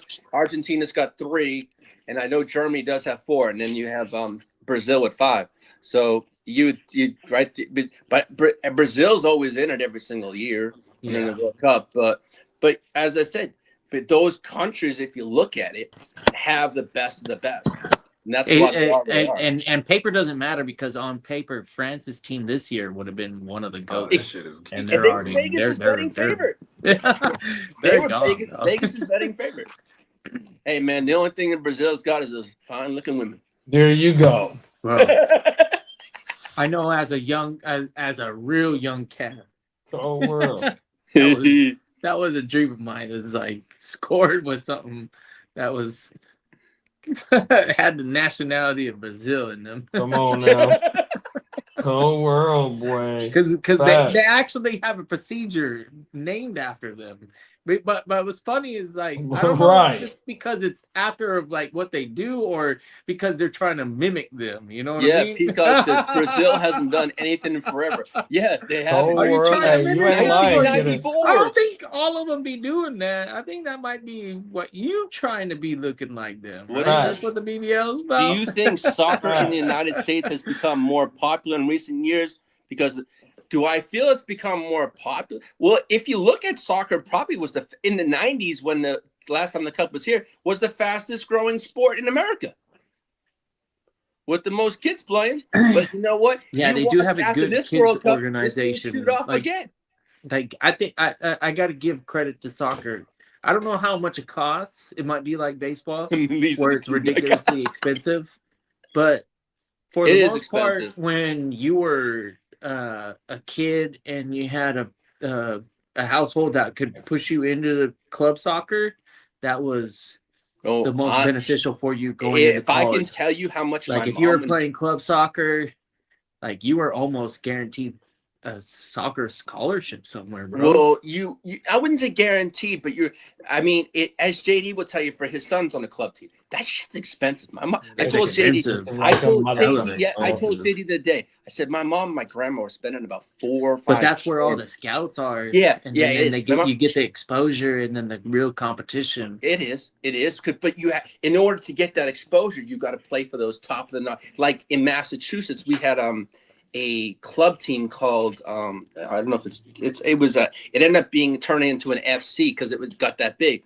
But it's like the best of the best go there, and they probably have it in California. It was like the best of the best, and if you wanted to be recognized, you played for them. But it was all in Massachusetts. It was all political, like by coaches who you knew and stuff like that. And the coaches were like, you were hand selected. Like my brother was one of that shit when he played for. It was called Blue Hills. That's it, Blue Hills. All our gear was all blue jerseys, blue bags, everything. We had 5 different jerseys. It was like $4 to $5 grand. My mom, my grandma were paying a season. We had our own bags with our name on them. We traveled and shit. But that shit got expensive. You ain't lying. And that's back we're talking the 90s. I could only imagine what club soccer plays for now. It's got to be outrageous. I wouldn't want to know what JD paid for his son. That's got to be cold world. You ain't lying, bro. Cheap. And that's when you say, my mom would say, "Oh, I'm pushing you. If I'm spending this money, you better get a goddamn scholarship." Yeah. Oh, for real, bro. I'm trying to tell you, dog. She goes, "If I'm gonna spend this much money, you better goddamn get something." I'm telling you, bro. As long as it's school, that's it. That's the first step. Exactly. Right. Exactly.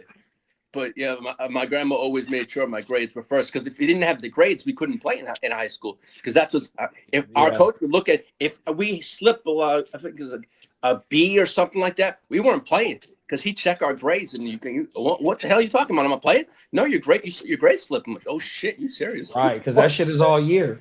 Yeah. So yeah, I fuck that shit. Bogey said yes. Bogey said the BBL stands for the Brazilian butt. Shout out to Ghost Monkey. What's up, big bro? What's up, man? Everything. France has 2. I think Spain has 1. Yeah, Marco, France has 2. Spain has 1. Last time Spain won was in 2010. That's their only World Cup is 2010. 2010? Yeah, 2010. But this is I don't think they ever had a World Cup where it was the 1 and 2 versus 1 and 2 in the rankings against each other. I don't recall it. If it is, it's been a long time. Because if you look at it, if Messi scores, it's over. But now Mbappe has to add on a goal and a couple assists. So if he wants that golden boot.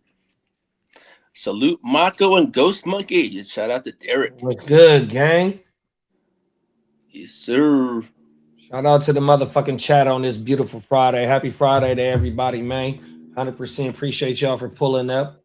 JD, I appreciate those 2 clips. I saw them this morning. Come on now. I put them in my draft. That's that AI shit too. You know how you that said AI to me, shit is bullshit. You guys said to me, I keep them, so I kept them in my drafts on TikTok. You know how you said spread them out? So I put the 3 up I had in my draft from like 2 shows ago, put them up, and then I'll just put the other ones up maybe a couple days and stuff like that, as you said. Oh yeah, that's federal.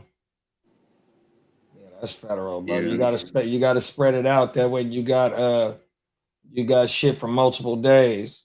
Well, the one that meant most is I sent the wifey was the one that you put when I dedicated the show to her. Oh yeah, that's AI. AI created that one. Well, I sent that to her, and she kept it in her thing, so she has that. Yeah, that's federal. They did that. That's kind of cool. On everything. What do you got planned for your weekend? I'm getting on the grill today like Kitteh, man. I was at Costco. I got some snow crab legs, got some prawns, got some corn on the cob, got some Evergood hot links. We still need to go get some more shit for the grill, but we doing a seafood boil on the grill, and we're gonna cook some crab legs on the grill. Sounds good. It's gonna be fire, bro. I can't wait. And then tomorrow we got the game, so I'm gonna try and cook my next video up. I got everything already, so I'm gonna try and get that in this weekend. Try and get in this bitch about 5 in the morning or something like that, and try and cook up. Yeah, I'm gonna hop on the grill today. It's not as bad. Last night was bad, but today is fine. It was hot as shit out there yesterday. I wanted to get it there last night, but we had like 50 to 60 mile per hour winds. Oh, the wind. Yeah, the winds is what gets you because I'm on the corner. And I get the one from the south, and I was never eat shredded wheat. So I get them from the southeast, and it fucking comes this way, and then I get the one from that way. I'm like, oh, whatever. But the rain, we had about 4 inches like yesterday. I'm like, oh, fuck, I got enough rain here to last a lifetime. But no, I would have hopped out there last night, but today is much more calmer. Tino, and you was just over there at 100 and some degrees a couple of days ago too, right? It's good. On Tuesday, it's going to be 104 here. So yeah, you got that bipolar ass summer, bro, for sure. Tino said, who knew in the chat? We had 13 people. We really had 17 on my mama. So shout out to all 17 million in the chat. People, don't be shy. Ask your fantasy football questions on my mama. If you is new to the chat, we appreciate you 100%. No matter where you found us at on my mama. If you got any fantasy questions, Lee is our resident soccer enthusiast, 100%. You know what I mean? We will be live tomorrow for the third place game. We will be live for the first place game and second place game on Sunday. You know what I mean? 100%. Then after the World Cup, we'll be right back to the Canadian Football League. We do live parties for that. We just trying to get tuned up until football season, which is right around the corner. 2 weeks of training camp on everything. So motherfuckers about to be reporting to work here pretty soon. On my mama, so stay locked in. This is the fantasy football hub on everything. Ooh, this is the worldwide hub. Come on now. Derek said, are we really doing no phones and computers for the draft?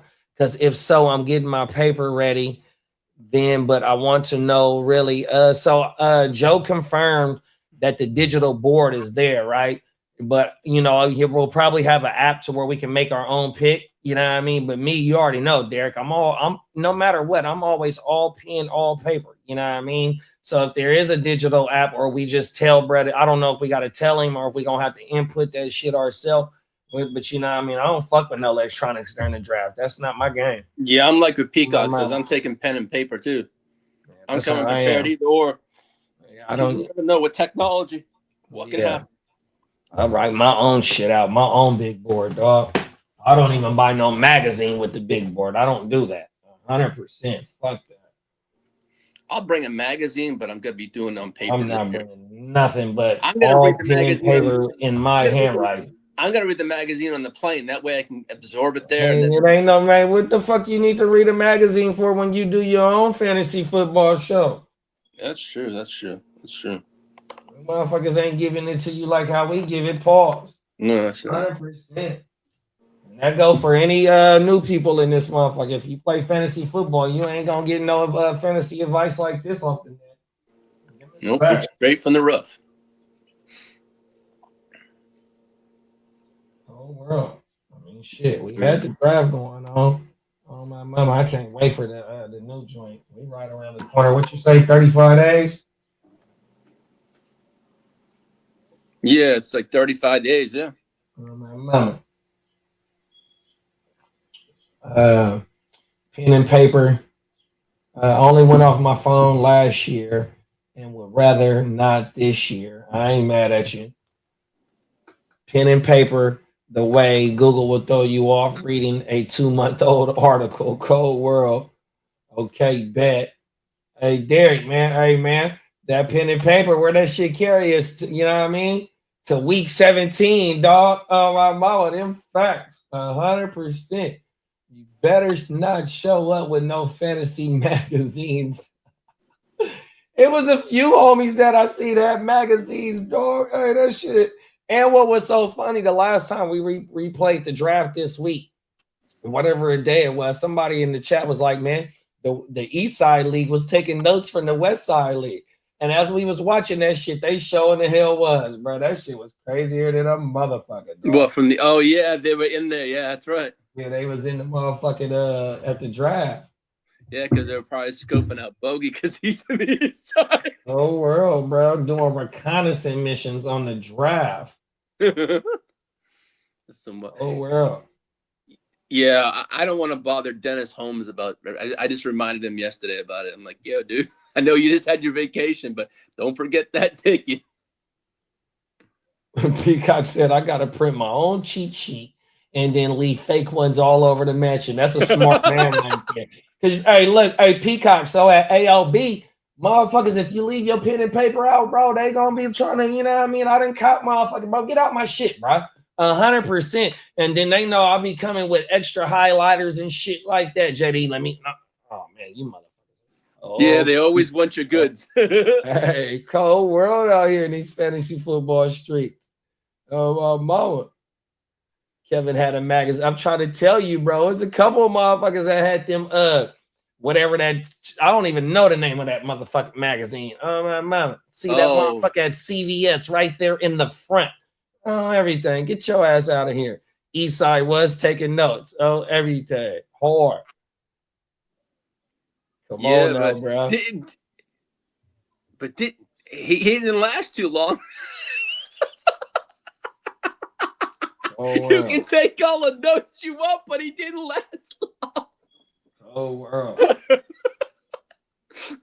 Fantasy magazine paid $10 for that bitch, $15 for that shit. Yeah, those things are about $12 pop. Yeah, they're about $12 at Walgreens. See, yeah, you know about it, huh? Cold world. I ain't mad at you. I buy the baseball ones. That's why. I believe it. Yeah, those baseball ones are about $12 to $15. Oh, my boy. Peacock said he really might do it. Oh, everything. Yeah, because I keep on looking at the app that Diamond Joe says I haven't. It says something like a sign up for it or something like that. What is it? What's it called? Well, probably once we get to the draft. Oh, IKB. I know ball. That's what it is. Yeah, I know ball. So it says you got to sign up for it. I'm going to sign up for it just before Vegas, and I just have it on my phone. Yeah, because he told us last stream that we didn't have nothing to worry about bringing the draft board. Because remember how you told me last week? Remember how I said on Tuesday, go look at the board? And he was like, bro, I got that packed up already. Yeah, it's all packed up. When you said that, he was like, bro, we don't have to worry about no draft board because he got the shit already made. Mm-hmm. And I'm gonna keep it. Huh? I'm just bringing that board for you since you won it last year. I appreciate you. I already know where I'm putting it. I'm putting it on the roof. There you go. I'm putting it on the roof somewhere right up in here.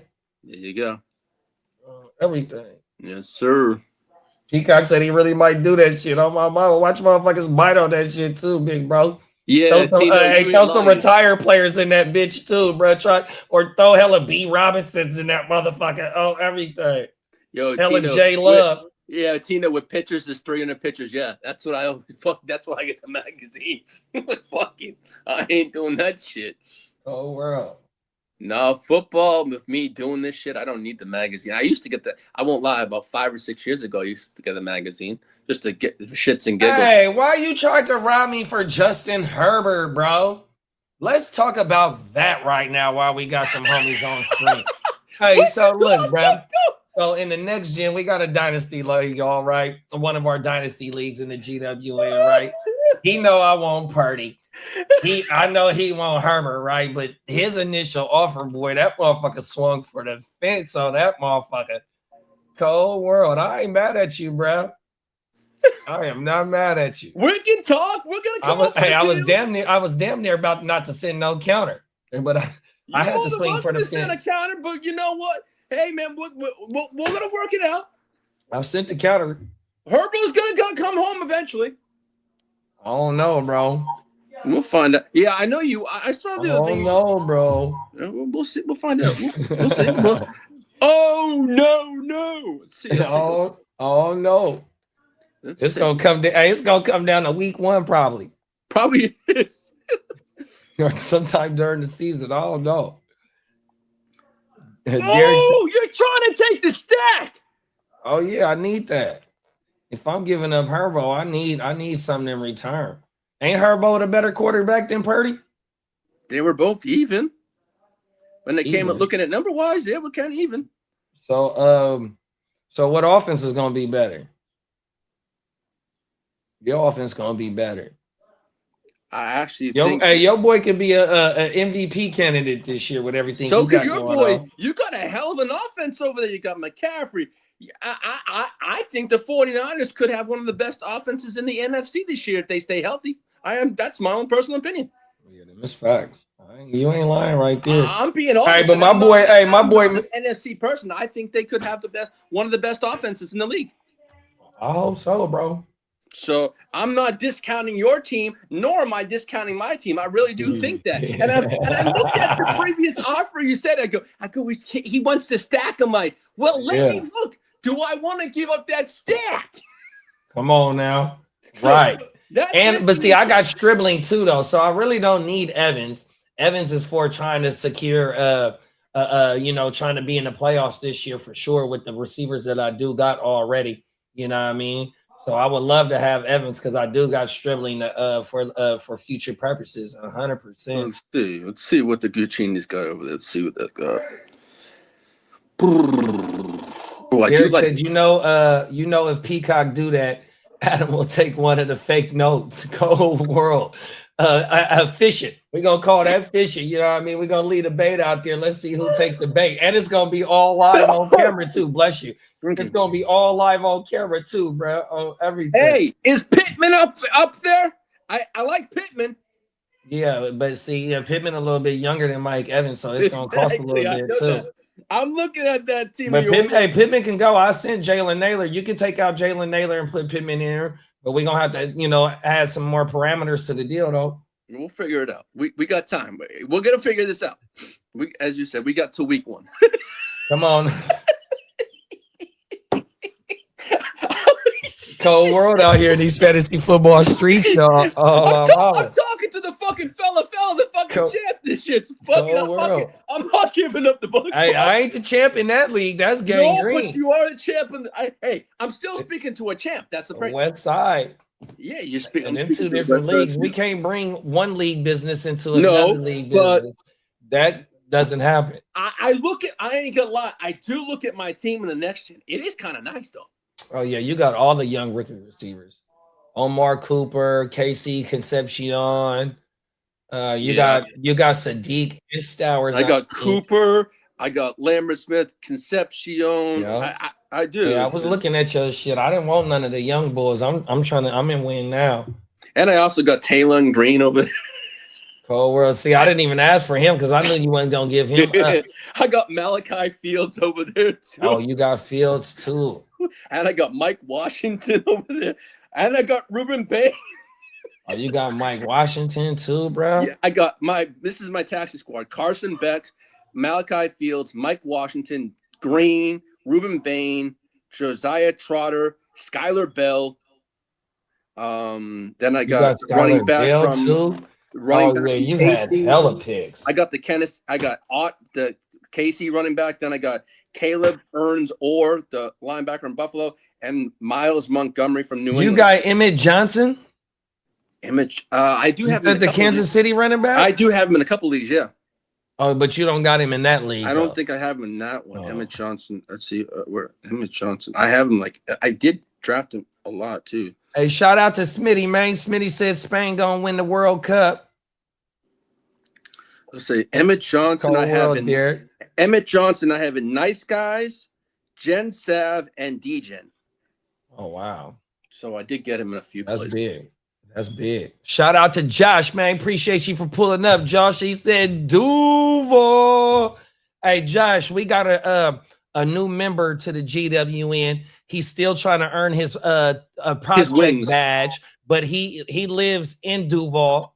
He is our resident Jacksonville Jaguars correspondent on my mama. He didn't pull up today because he probably at work. But now his name is Soundwave Nick. So we do got a Jacksonville Jaguar representative on the pod, bro, on my mama. So shout out to Josh and shout out to Nick, man. Duval, stand the fuck up. Yeah, I believe you, Smitty. Them is facts. Shanahan ain't had this type of firepower in a long time, dog. And then Smitty said he gonna be at the Niners versus Chargers game, Lee. Ooh. We need the representatives in the building, Smitty. Let's fucking go, big bro. Should be a fun game. Week 15 is gonna be a fun game. And then Peacock said, I messed up yesterday. Tecovas released some limited edition Python boots. Ooh, excuse me. And now they are sold out. I had them already in my cart. That sucks. Crazy, bro. That sounds like missing out on some J's. Oh, my mama. Some motherfucking, some exclusive colorways, bro. They only made about 500 of them bitches. Oh, world. Josh, we all owe your ass a house whooping. Welcome. 100% facts. Lee don't like the motherfucking Jaguars. Brandon and Peacock, they got natural beef. 100%. We don't fuck with them motherfuckers on everything. Yes, sir. Facts. Wait till Nick $600 boots though. I was scared. 600. Yeah, that's some limited edition joints for sure, bro. Oh my mama. But to add them to the collection, motherfucker only wear them about twice a year or something like that. Them motherfuckers stay in the closet. No, Bogey, I said that. I think 49ers could be one of the best offenses in the NFC if healthy. Facts. I mean, look what they did last year. They was barely stoppable last year, and you they gotta had get Nick no Bosa passing back. game. You gotta get Greenlaw back. It's not like you're not gonna have a lot of people back. So staying healthy, just like I said to the Chargers, if they stay healthy, a lot of things are possible. It's about health, but the 49ers, man, that if you stay healthy, that is a legit team. And especially what you all did last year, the amount of wins you had last year with the players you had, that was kind of sick. Yeah, facts. So that's where I say that's why my statement came saying if the 49ers are healthy, that's why I feel you all could win the fucking NFC West. I ain't gonna lie. Your motherfuckers was playing with 4th and 5th string motherfuckers. Exactly. Motherfuckers fresh off the streets. That's why the Chargers are playing with fucking a rotisserie fucking offensive line last year. That's what I fucking called it, a rotisserie offensive line. Facts. There was no studs there, pause. And now that we have our bookend tackles back and a new center, oh fuck, I'm my sky high. Yeah, I'm happy. But the thing is, I said the Chargers curse is always health. It's always the one that fucked us, pause. That's about it. But if we can stay healthy, I like our chances. We in that same boat too. We swimming in the same boat, dog. Yeah, we gotta swim in that California good of health air. Come on, that's what's fucking shit up. That's why they dropping like flies because of that California fucked up air. Oh my mama. Damn, that's crazy though. But no. JD, we probably could put a bow on it. Yeah, for sure, man. Go ahead and take us home then, well, dog. head on over to neonpeacockmerch.com. Take full advantage of the sale until July 26th at 5 p.m. Central Time. $12.99 tees. But Peacock also told me in the notes that it on certain kind of styles of tees. So you might want to check first, but they are $12.99 on selective styles of t-shirts till July 26th at 5 p.m. Central Daylight Time. And on that note, thank you for tuning in to Wake Your Game Up. Tune in tomorrow for England, France, and Sunday for the World Cup Final Championship between Spain and the defending World Cup champions, Argentina. So we look forward to seeing you there, and we thank you for joining us and taking time out of your Friday. Have a wonderful weekend, a blessed weekend, and as I said, make sure to tune in to Wake Your Game Up on Tuesday, and make sure to like and subscribe to Heart to Start YouTube channel, and check out the fella who dropped a video not that long ago. Come on now, appreciate you, man. You on your podcast shit right now, man. 100%. Oh my mama, shout out to everybody. I don't need notes because I see the notes from Peacocks, the dates and shit. So I'm just gotta run that by. Come on now, them facts, bro. Oh my mama, we appreciate y'all for taking some time out your fucking beautiful ass Friday. Happy Friday once again to everybody. Everybody that's new in the chat, wherever you found us at, please throw a thumb up where you watching us at. And if you're rocking with the content, go ahead and subscribe. And if you do subscribe, bro, you're automatically entered to win the autographed Jackson Smith and Jigma helmet. In the description, the rules is there, bro. 100%. We'll go ahead and throw the commercial up before we leave. And don't forget the 23rd. there's going to be over on the Bolt Blitz Uncut, a 12-hour marathon. There's going to be several guests from ESPN personalities, former NFL players, and other people. They're also going to, I text Bakes this morning, Amy Trask, who was the former CEO of the Las Vegas Raiders, is going to be on the show as a guest. I know that. And along with two wonderful closers who I work with, JD and Bogey, are going to close out the show from 9 to 10 over on the Bolt Blitz Uncut. I'll open it up with Booga Peters, but I know the fella and Bogey are going to close it out. And I will put up information on socials, and I will hear next Tuesday. I'll mention it also. Come on now. You got anything, Gang Green? He's thinking food. Your mic on mute. My bad. Stay tuned in. Subscribe and like if you haven't done so yet. And then, you know, I'll always see y'all in some capacity on all of these streams. But you know, for what we got today, I mean, you'll just catch me here. I don't got nowhere. You can't catch me nowhere else. Yeah, you will on the grill. You'll catch Kitteh on the grill. You can only catch me here on the GW and the Hard to Start. Come on now.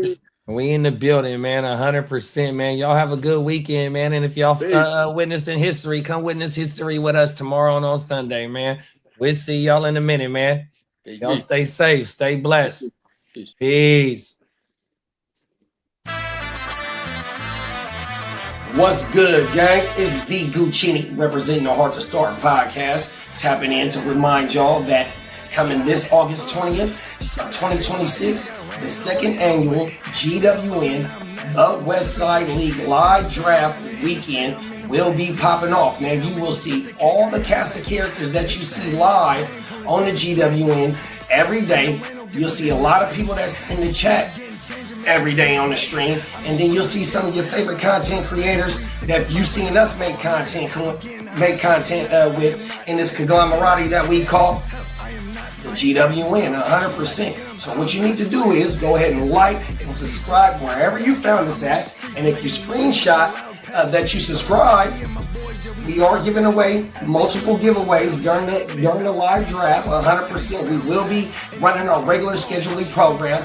Thursday night will be Playmakers. Friday morning will be WYGU. And then later on that Friday will be the live Westside League second annual draft. And during the draft, we will have multiple giveaways like this right here. This autographed mini helmet of Jackson Smith and Jigba Super Bowl helmet. You're over at the GWN in the Hard to Start.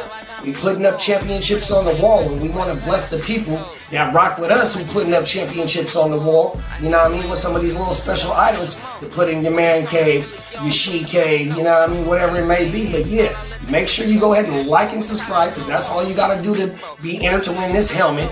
Click that bell, and then tune in to the second annual GWN live Westside Fantasy Football Draft Weekend. 100%. Peace. Shout out everybody that got ran over in my way. Feel low and I'm mad sober flipping way. Send them things down the interstate.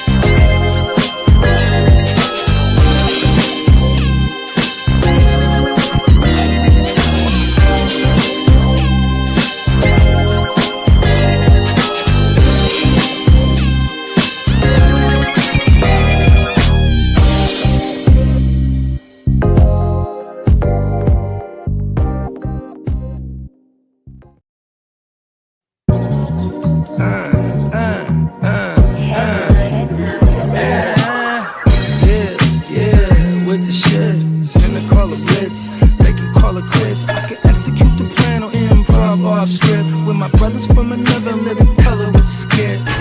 Yeah, with the shit. Finna call it blitz, make you call it quits. I can execute the plan or improv off script with my brothers from another living color with the skit. Yeah, you know the squad I'm bumming with. Try to run with the rock and you fumbled it. Finna spin the block in the mothership. Rock like Woodstock, big stock, smother shit. Word to Uncle Sam, we tax like the government. Still in the game till the day I'm in love with it. You are now rocking with the most coveted. Unapologetic, let you know who you fucking with. What's the use? I got the juice. Tapping head tops like Duck, Duck, Goose. Slide off smooth in a coupe, no roof. Rocking sheep's clothing, I'm the big bad wolf. Double up, we gon' double down and double that. If I feel him double crossed, I'ma double back. That's a couple $100 large in a duffel bag. Blitzkrieg, somebody gon' end up a pack. Yeah, with the shit. Finna call a blitz, make you call it quits. I can execute the plan or improv off script with my brothers from another living color with the skit. Yeah, with the shit. Finna call a blitz, make you call it quits. I can execute the plan or improv off script with my brothers from another living color with the skit. Yeah, you half steppers can't fuck with this. I'm with the big steppers and we stumping shit. Ice grill, you can feel the momentum shift. Alpha and the Omega, I'm the Genesis. Real savage, go getter. Yeah, I'm getting it. School of hard knock, I'm the mascot, flipping shit.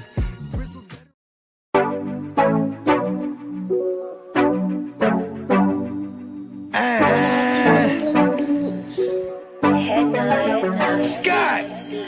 Yeah, let me quarterback this. We came a long way from throwing money in the mattress. I played a long game to get rich. They say the game is a bitch, but the bitch is the baddest. Bowie Scott Free won't treat my name like I'm Cassius. Keep flame cause I'm cautious. I'll burn you to ashes. Double cross the bosses and get hit with the ratchet.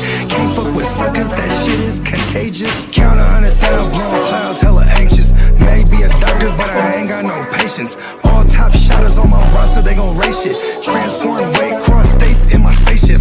Sky free, but